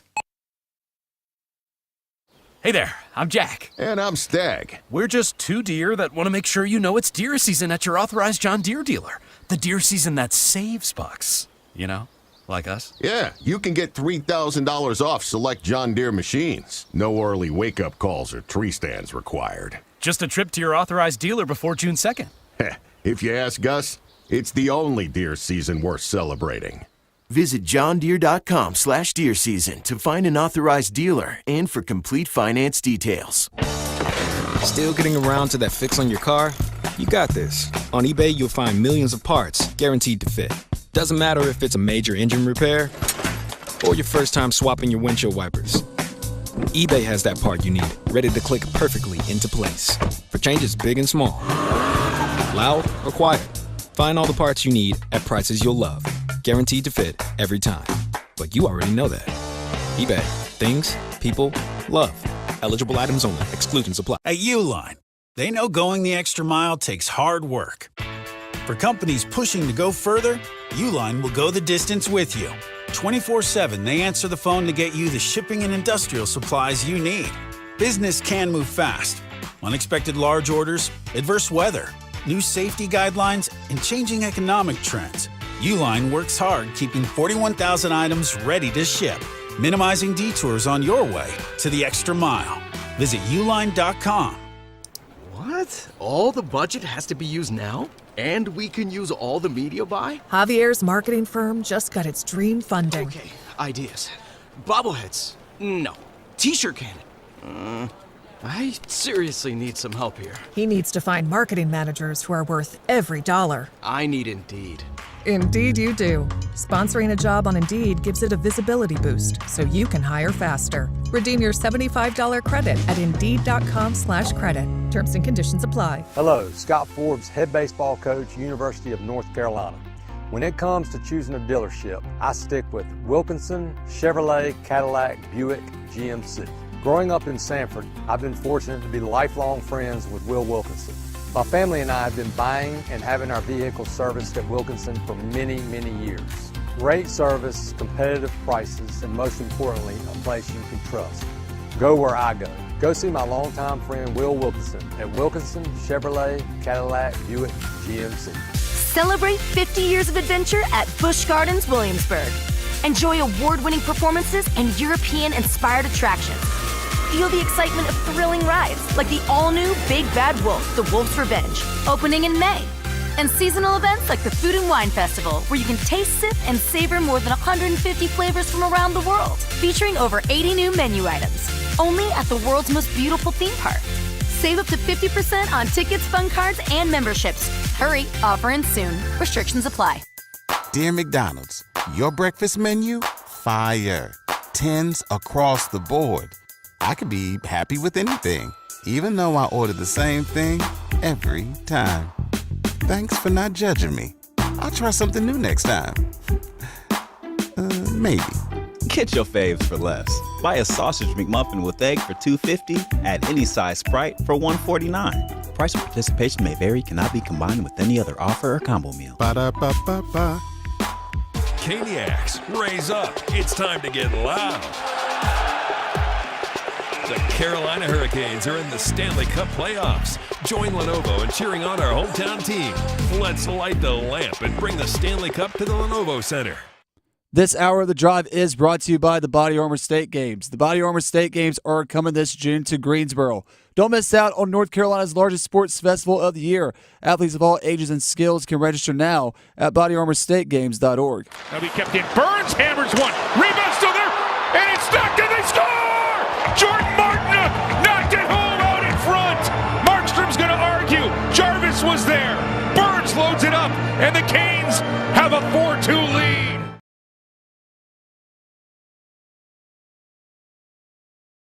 We are live outside the Lenovo Center, where we are getting ready for Game 5 between the Carolina Hurricanes and the New Jersey Devils.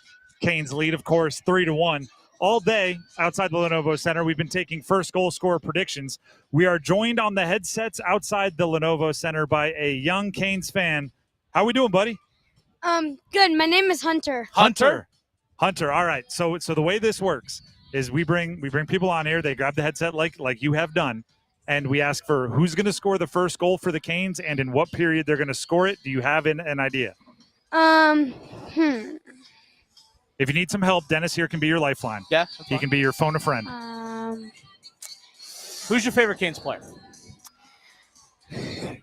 I forgot who's still in. That's fine. Who's your favorite Cane? Jordan Stahl. Okay, Jordan Stahl. Fantastic. Now, first, second, or third period? And the earlier being, the better the Canes are doing. I think he's going to score, first. First. Okay, there it is. Period. Okay. Jordan Stahl in the first period. He's the captain, right? So when he scores, Yep. we give him a lot of credit, right? Yep. All right, Awesome. Hunter. We've locked you in as a prediction. Jordan Stahl, the captain in the first period. Thanks for joining us. Thank you. All right. That is Hunter. That's young man Hunter. Joining us here outside the Lenovo Center. We had Alex walk by earlier. Thank you, Hunter. Appreciate it. We had Alex walk by earlier who said Taylor Hall in the first period. Blaine said Aho in the first period as well. Hunter just gave us Jordan Stahl out there in the first period. Blake hat-trick. Blake hat-trick tonight. What's your name? Rich just said Blake hat-trick tonight. That would be his first, second, and third career playoff goal, if I'm not mistaken. Actually. First, second, and third career playoff once the levee breaks. All right. That's pretty darn bold prediction, which I appreciate. If you listen to the show, you know we love a good bold prediction. You know what? It's funny, right? Because we have made so much of today, and we make so much of game day about predicting goal scorers because it's a fun game we play, gets the fans involved, lets people show off who they like and how they see the game going. Yeah. But if we're being real today, the thing that we like, the more impactful thing that we could be predicting is how many goals or what style of goals will Pyotr Kochetkov be preventing, right? Today is as much about stopping goals for the Canes as it is scoring goals for the Canes. By the end of today, right, what is, looking at the game, what needs to happen for us to say it's a successful game for Pyotr Kochetkov? Is it just win by all any measure? If they win 5-4, is that a good game for Pyotr? What are we looking for from Pyotr Kochetkov? I mean, you'll hear a coach say this every single time. Regular season game or postseason. Stop the ones that you're supposed to stop and steal us one more. That's really it. If you do that, everything else should take care of itself. Just stop the ones that you're supposed to stop and then steal us one more. And actually, if you could steal us one, that gives us an even better chance. Sometimes, and correct me if I'm wrong on this, sometimes I think that's what Pyotr needs to work on reining in a bit. Yeah. Kochetkov, sometimes he thinks it's stop the ones I'm supposed to stop and stop 27 more. and get the one that is ridiculous and get the helicopter save and throw my stick at that one and get this one back here. And it really needs to be like, you got a great blue line in front of you, first of all. You got a system that works. Yeah. Trust them. Stop the ones you're supposed to stop. Obviously, if you can pull off some of the highlight stuff that we've become so enamored with from Kochetkov, that's great. But don't feel like you need to be Superman out there, right? Don't feel like you have to do everything for everyone out there, because when he presses, I do get the feeling that that's where kind of the stuff I love with Kochetkov, the edge, the panache, turns into like recklessness. And it's a very, very fine line, but learning to thread that needle, I think is the difference between Pyotr Kochetkov being what we've seen from him and being another level of consistent goaltender. One thing I used to, when I coached college lacrosse, one thing I used to always tell my players, especially when we got into the conference tournaments, is that, one, don't try to be something that you're not. Mm-hmm. But second of all, you're not going to win the game on one play. Just go focus on winning one play. Mm-hmm. Like, if you just do that in every single moment, it all builds up and adds to itself. Like, a save that you make in the first period isn't going to win you a game. It's just not. But you can make that one save. That's the thing. Sometimes players get too in their heads, like, I have to win the game right here. No, just go make the play. And actually, I think he did a great job with that in Game 4. Yes. Gave up the goal early. Could have been a woe is me, oh no, we're back here again moment. But instead, all right, gave up one. We had a 2-goal lead. Got it out of the way. Let's go lock in, right? Let's stop every puck from this point forward, and that's exactly what he did. 14 for 14 on saves from that point forward. There's going to be an outlandish amount of spotlight, magnifying glass, whatever you want to call it, on Pyotr Kochetkov. But that's postseason hockey, right? Like, yeah, the goalie's going to be under a lot of pressure. That's nothing new. Guess what? If Freddie Andersen was in net and he has 40-something postseason wins, there'd be a boatload of pressure on the goalie in a postseason game. So it's, you better get comfortable with it, because it's not going to change, or get good at adapting to it, whatever you want to say, right? Courage isn't the absence of fear; it's doing it anyway, right? It's not the absence of pressure; it's doing it anyway. That's what I think Pyotr can work on. And then I'll throw this out there: the skaters understand you got an inexperienced playoff goaltender on the ice with you, and be extra on your P's and Q's, right? Yeah. Don't leave him out to dry, and ask him to bail you out more than is absolutely necessary. Right? If you're out there and the Canes have a bunch of veterans, don't get out of position. Don't let that sort of stuff bog you down, because we're asking him to stop the ones that he should stop. So don't give him 17 that are ones that are difficult to stop, if that makes any sense. I guess one thing you have to keep in mind as well is that, yes, this is only going to be the third start for Kochetkov in the playoffs.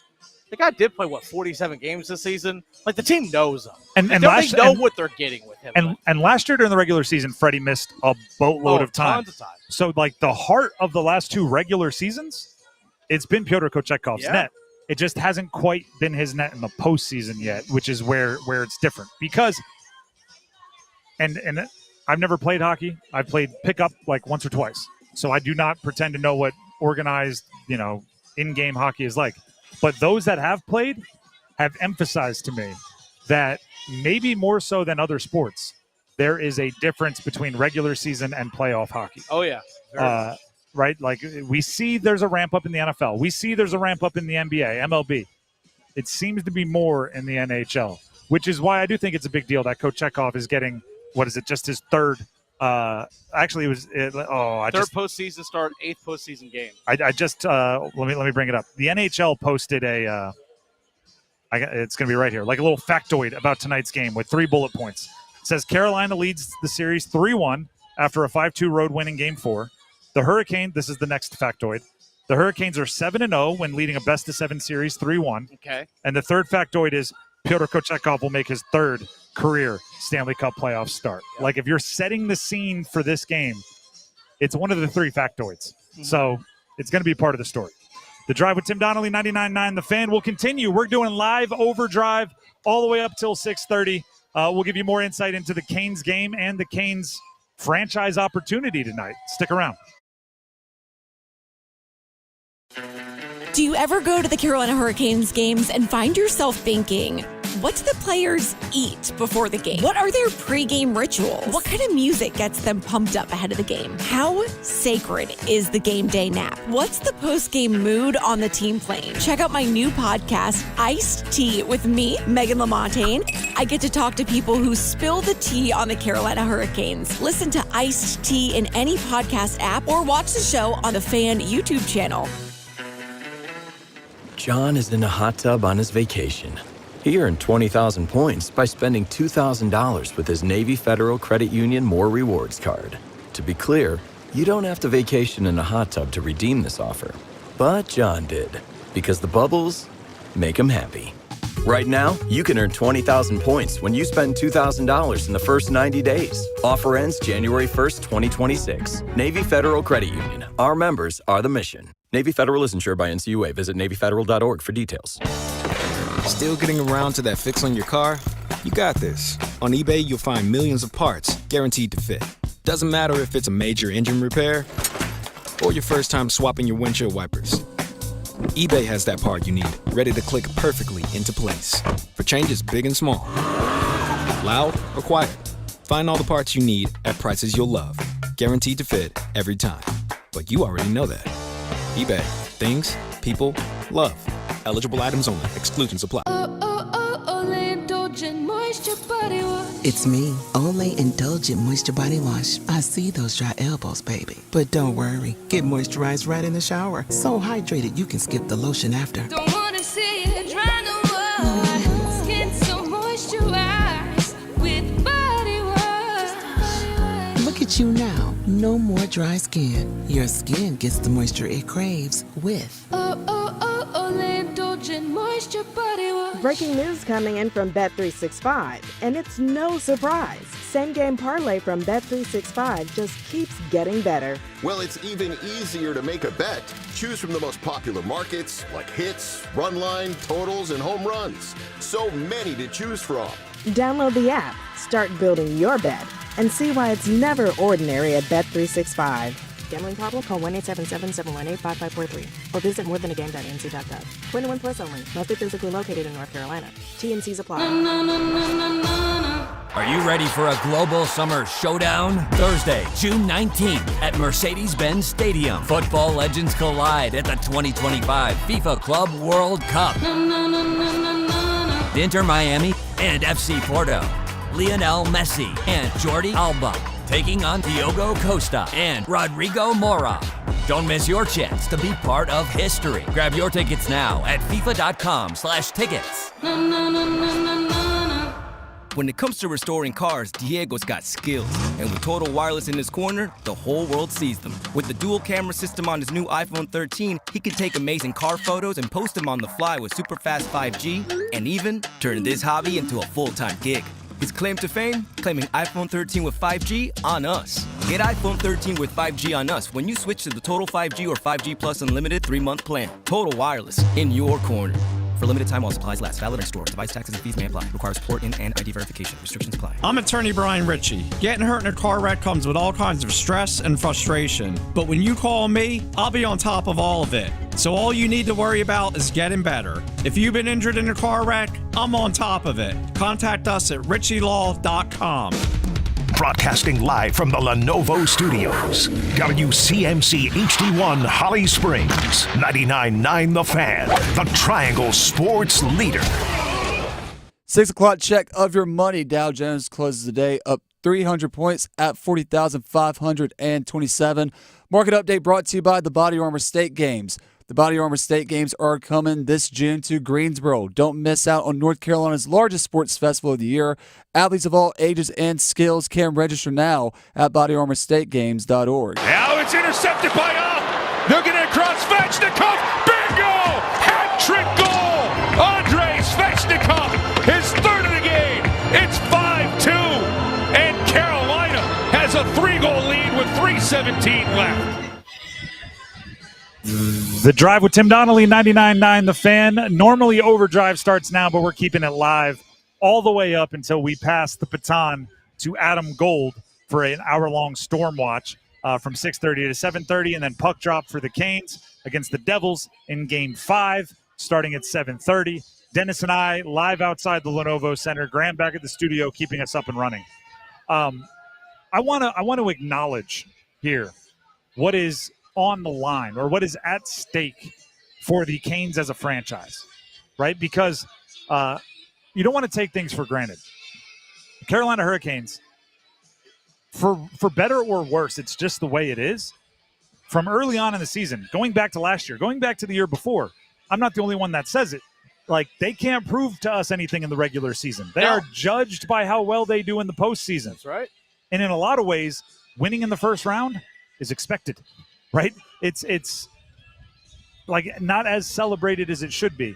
But this is what stood out to me. I saw that the Canucks and their coach parted ways. Yes. And I went, gosh, that feels like a lot of them. So, same with the Penguins. So then I went and looked it up. Right now, the Ducks, the Bruins, the Blackhawks, the Rangers, the Flyers, the Kraken, the Penguins, and the Canucks are all looking for a head coach. There are 8 teams. It's only 32 teams in the league. There are 8 teams actively looking for a head coach right now. And meanwhile, the Canes, in each, if they win tonight, right, this is what's on the line. If they win tonight, they have won at least one playoff series, at least one postseason series in each of the last 7 seasons, in every season that Rod Brindamore has been their coach. Now, part of you, right, and I've heard from this fan base, right, gets a bit frustrated that, you know, they haven't broken through whatever the glass ceiling is, right, that they haven't gotten to the Stanley Cup Finals, that they haven't hoisted the cup with this core as of yet. But I also want to acknowledge that there are 8 teams out there that don't even have a coach right now. Yeah. 8 teams don't even have a leader, let alone a leader that has won a playoff series, potentially, if they win tonight, in each of the last 7 years. That is a mark of a franchise that is going to get there at some point, right? It's the NHL playoffs, Stanley Cup playoffs. They are at times a bit random, right? A well-placed injury, a hot goaltender, so many things, just a little puck luck on a couple crucial plays can change the entire outcome of a series. All you can do is keep putting yourself into position to have the breaks go your way. And over the last 7 years, right, the better part of a decade, they've done that. And with a win tonight, they will be in the second round again. Granted, they'd be facing likely the Washington Capitals, super formidable opponent. And they'd go to face another super formidable opponent in the Eastern Conference Finals if they get there, and undoubtedly a super formidable opponent if they make it to the Stanley Cup Finals. It's still a long journey to go, but occasionally I think you want to sit around and appreciate like where you are right now, because not many teams get here as often as the Canes do. Right? No, they don't. Well, yeah, we're sitting here outside the Lenovo Center, getting ready for playoff hockey. Don't take it for granted. There are a lot of places out there that don't get playoff hockey nearly as often as the Carolina Hurricanes do. I mean, and again, you talk about the consistency. We got look at the New York Rangers last year. The top team in the regular season. Mm-hmm. They get to the Eastern Conference Finals. They miss the playoffs this year. They fire their coach. I mean, it's just now. I mean, it's just what they're. You know, there's no consistency. And then their previous coach before that, Gerard Gallant, Peter Laviolette being the most recent coach, they get to an Eastern Conference Final, and then they struggle, and they move on to another coach. And they're still trying to figure out what they're going to do with their roster and overhauling things over, whereas Carolina has been that model of consistency in the NHL. Again, the playoff success overall in terms of the deep runs haven't been there. 2 times going to the Eastern Conference Finals and no cup trip. That's the only thing that's kind of holding them back right now. It's just, all right, can you get through that final barrier of getting to the Cup Finals? That's the big thing with this team. And you could take that next step by getting that win tonight. Because guess what? You might face, let's say you're Washington, you're up 3-2, and you're going to be back here at Lenovo for Game 6. Do you have that killer instinct? Can you finish teams away? Can you get that 4th win, which is always the toughest one? And hopefully, right, it's a win tonight. Right, just along the lines of like appreciating things and making sure you understand what's happening. Assuming it's Washington, they're up 3-1 as well. You're not gonna be home for a while. No, because you hopefully have the days off that you need. Then you play 2 games at Washington. It's a long time until they're back here at the Lenovo Center. It might be a week and a half. If they win today and take care of business and Washington and everything else. So there's some ifs there. But I did just kind of want to make sure Canes fans, understand that you may not have hoisted the cup yet, but there's a lot of good and there's a lot of things that you should be appreciative for.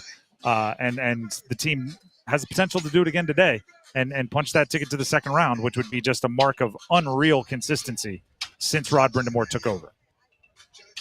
Now, right, moving to the next side, don't look too far towards the future. Oh, yeah, there's right. The other thing is, part of me, I almost did it right there, right? We got talking and I started going and you guys don't even understand how good the Jarvis contract's going to look 3 years from now. Right. Well, oh my good, the Slavin deal already looks fantastic. 2 years from now, that thing's going to be a steal. But there's an opportunity here, a real opportunity to go make some waves, right? To go win a cup. I don't think you should shy away from saying things like that, but it does come with a certain level of taking care of business and games like today. You have to use your killer instinct to go. Put a team out of their misery and send them home. So I want to see that level of killer instinct that maybe's been lacking at times. I want to see, we call it, this is just me and my wife, we call it when our dog has go mode, when you can tell in his eyes, he's like, we need to get this dog outside. He's a border collie, right? Yeah. He sometimes got some energy. It's all right, he's in go mode. We need to let this guy get some energy out. I want the Canes to start the game in go mode. Yeah. Where it's all right, they're flying around, they're making it happen because they understand what a hot start can do. You want to have some zoomies? Yeah, kind of. Some zoomies out there? I mean, tell me Kochetkov doesn't play better with the zoomies. Hey, that's true. It's a very good point. Right? And there's a group of guys with this team, you maybe have that fast start, in go mode. There's a group of guys, there's 5 of them that have been through all 7 of these seasons with Rod Brindamore. It's been Stahl, it's been Martinook, Aho, it's been Slavin, and then all of a sudden now we can't and Svechnikov. Those are the core of the 5 of the core guys that have been here from day one. And those are the guys we just mentioned. You want those guys in go mode to set the tone for the rest of the group. And I mean, I love hearing those names that you just brought up because they're not the same guys they were. Oh gosh, no. 7 years ago, right? Not even close. Stahl, let's be real, right? From the center cut of his prime to now he's the wily old veteran captain. Yeah, guys like Svech, they were puppies talking about zoomies. Yeah. They were puppies. Now they're vets and they're trying to pass that education along to the Stankovens and the Blakes and the Jarvises, some of these guys that are following them up. It's how a culture is built, right? The elders pass it to the youngers, who pass it to the further youngers. It's a really cool deal. For those of you that are here outside the Lenovo Center, we'd love to say hi, but at least come by our tent and scan these QR codes to potentially win a Seth Jarvis signed puck. Now, I'm seeing others show up and do it. And I'm not trying to ruin their chances by having more entries. I'm trying to up your chances. Exactly. So show up, scan the QR code, register to win a Seth Jarvis signed puck. We always try to hook you up with some cool giveaways. And I think we're allowed to say this. Canes win tonight. Be ready for another $10K playoff payout. Hey, you know what? That's another reason why if you're a Canes fan, you want to win tonight. That's just keep your ears perked up for that one. More details to come, but all the fun starts with a win tonight. So go take care of business and get the win tonight is what we're looking for. For those of you that are just kind of tuning in and honing in on the game today, 7:30 puck drop. Pyotr Kochetkov will be in net.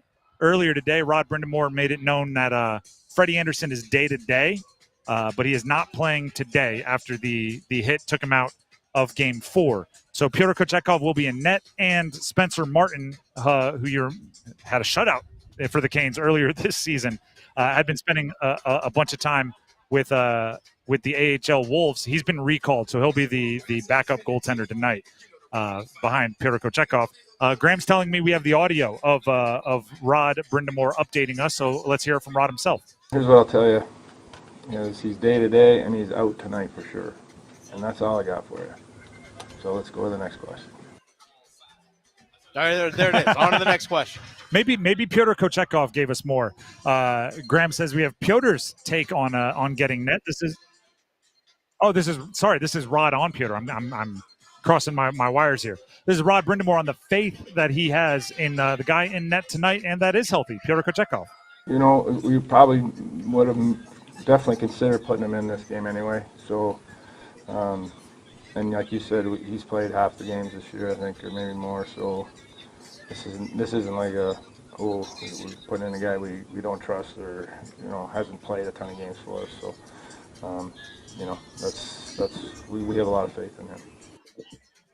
All right, so Dennis is always producing the show. He books a lot of our guests. Dennis, who are you booking live on the air right now? I'm booking the biggest guest we've ever had. I'm going to try to at least. I looked like we were going to get the biggest guest we've ever had. Might get the biggest guest that we've ever had. We've had a lot of pretty amazing guests on our show so far. Biggest physically, perhaps? Yes, yes. And the most popular one that we've ever had so far. It is Stormy himself. Stormy, what's going on? Stormy, come on around. Coming around. Stormy, right here. He's the perfect guest for radio.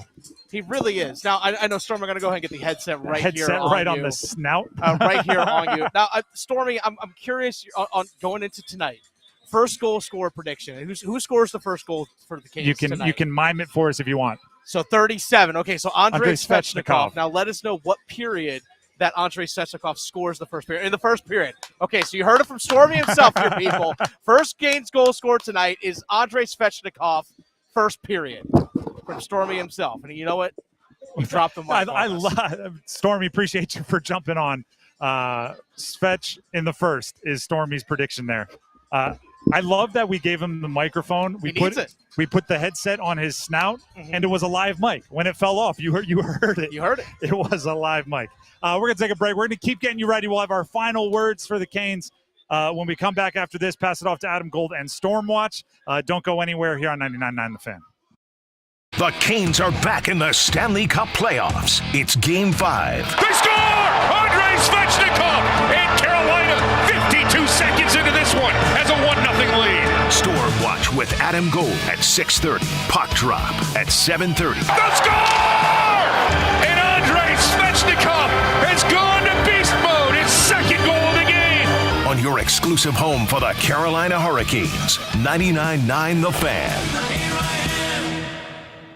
You ever try fixing your car and realize you're missing that one part? Yeah, been there.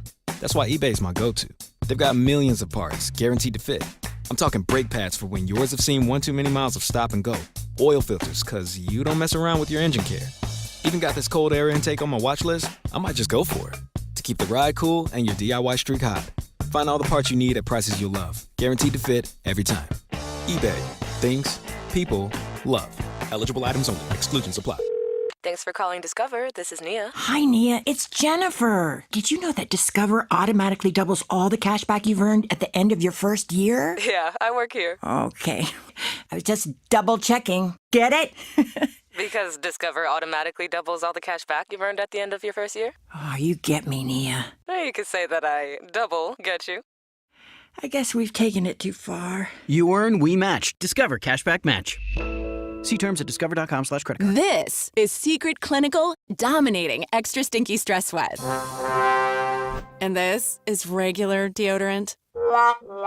Secret Clinical in a heat wave. Oh, what a beautiful day. This is regular deodorant. Ugh, I can't. Secret Clinical with workout sweat. Let's run another marathon. And regular deodorant. How much more? Secret is the GOAT. Because nothing fights sweat better. Stay fresher under pressure.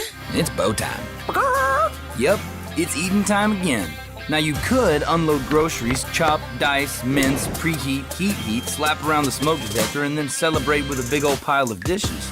But if you're tired of cooking, or tired of sorta cooking, it's time to feed the whole family with Bojangles Fried Chicken Family Meal. With Bojangles' famous chicken, fixins, biscuits, and tea, you can forget the cookbook and spend some well-earned quality time with a delicious dinner from Bojangles. It's bow time.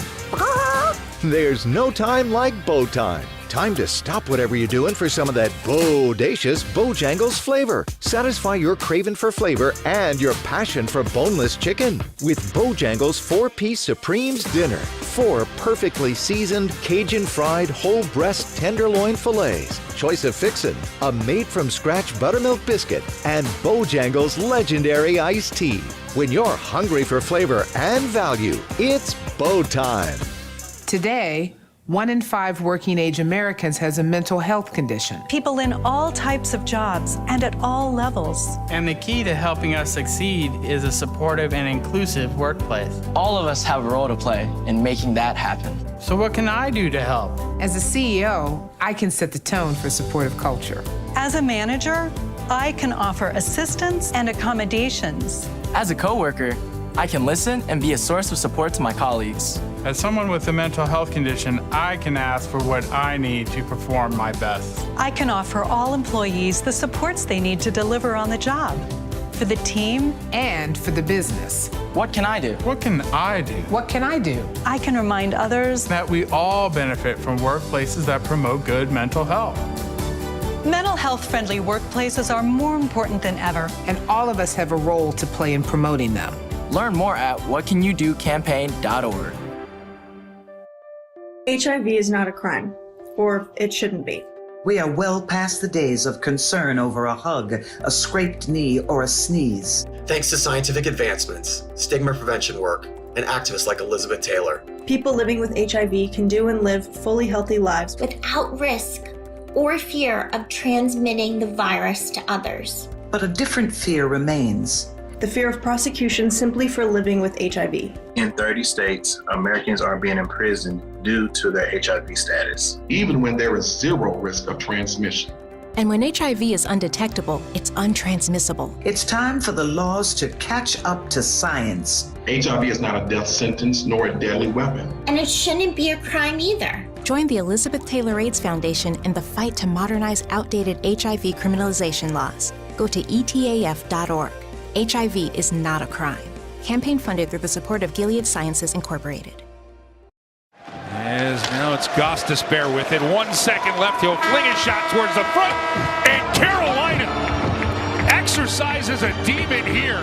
They get a win on the road, and they will have a 5-2 victory and bring a 3-1 series lead back to Raleigh.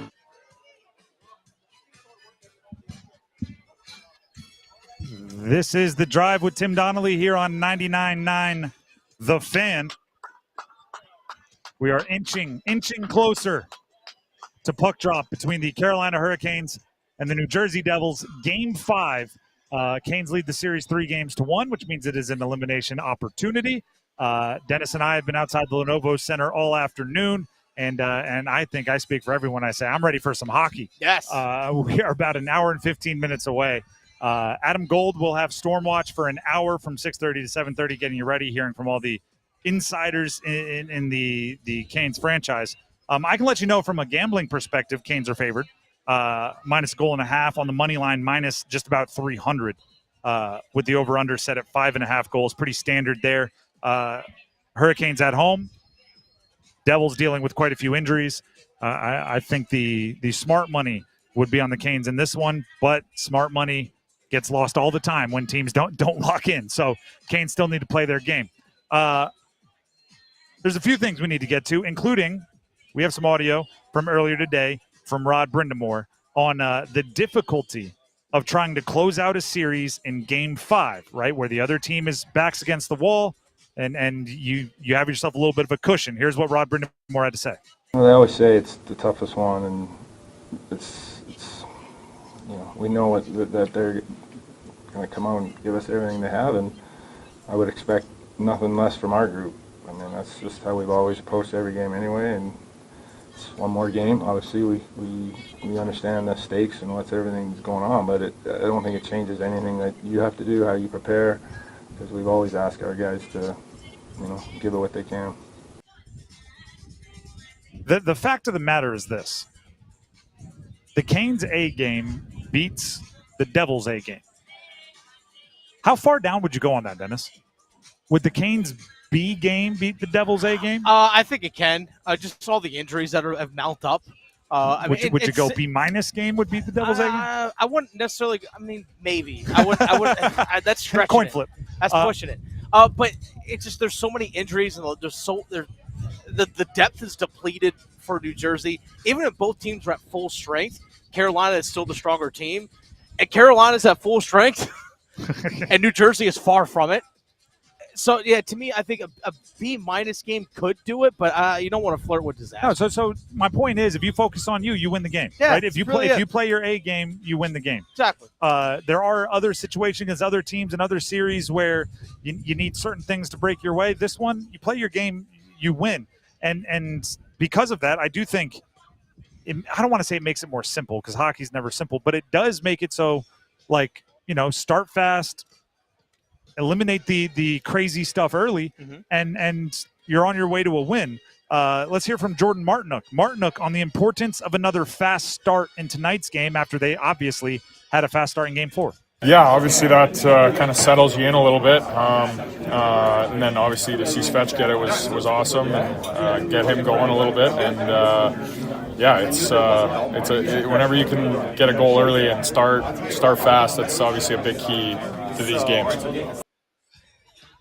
So that's Martinook, one of the players that has been around for a long time. One of the new faces of the core, Seth Jarvis, also spoke about the mentality of this team. He talked about the mentality going into Game 5. This is what Seth Jarvis had to say.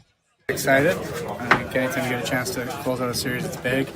It's definitely the hardest game. So we're just going to come prepared and be ready for a tough battle.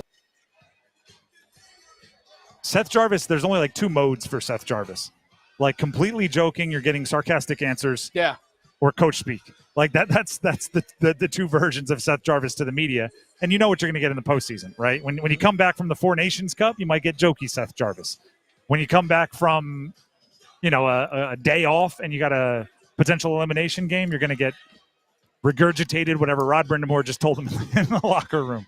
But you should be excited for today. It is truly, like, if you can't get up for this game as a player, you're probably not in the right business. I don't know what to tell you. Like, this is why you play the game.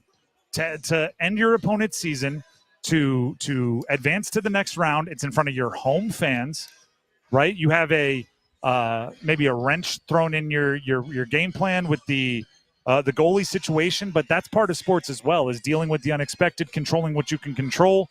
Your opponent is vulnerable, but you have the opportunity to really kind of slam on the exterminator, whatever you want to call it. Is that Eric Tolsky walking around up there, by the way? Yeah, it was Tolsky, okay. Yeah. Eric Tolsky's out here taking in the fans. You know it's good vibes when the GM is walking around with the fans. Yeah. There's a lot of GMs at this point that are holed up somewhere. For Kochetkov in net, have his back. Kochetkov, be you. Don't go out there trying to be Freddie, right? Go out there trying to be Kochetkov. Poke check if it's there. Hey. Like, they don't call you Kochetkov for nothing. It's playoff hockey in your home arena. I mean, what else do we have to say? It's a potential closeout game in your home arena, right? You go win. That's basically what I have. Is just go win. But I'll throw this out there as well.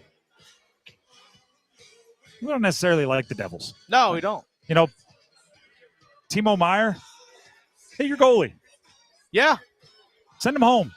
Exactly. Eric Haula, send him home. Send him home. Brett Pesce, you may have fond memories. He's wearing the other team's jersey. Send him home. Steph Nason, same thing. Dougie Hamilton, same thing. Yeah. Make them go home and root for you because they know you as friends in the next round. I know Paul Eihander's been big on this. Like, don't be afraid to really go against the world, no matter what the previous relationship was. Go out there, fight, win. This is a big one. I want to see Killer Instinct. I want to see this one not over early. I want to see them powering through the finish, full gas, no brakes, regardless of what the score is, earning yourself a couple extra days break going into the second round. Coming up next, we have Adam Gold and Stormwatch for 1 hour, taking you up towards puck drop at 7:30. I firmly anticipate we'll be talking about a win tomorrow. We look forward to doing that at 3 o'clock on the drive. Thanks for hanging with us. If you're here, come say hi. We'll be hanging out outside a little bit, cleaning up, and then taking in some hockey. Thank you to Graham back at the studio for keeping us up and running. Thank you to Mike Maniscalco for joining us. Thank you to Walt Ruff for joining us. Thank you to Stormy for joining us, and everybody else. Thank you to Campbell, that's Stormy. Cat Campbell for joining us, and we'll see you tomorrow. Enjoy the hockey. Until then, go Canes. Raise up. See ya.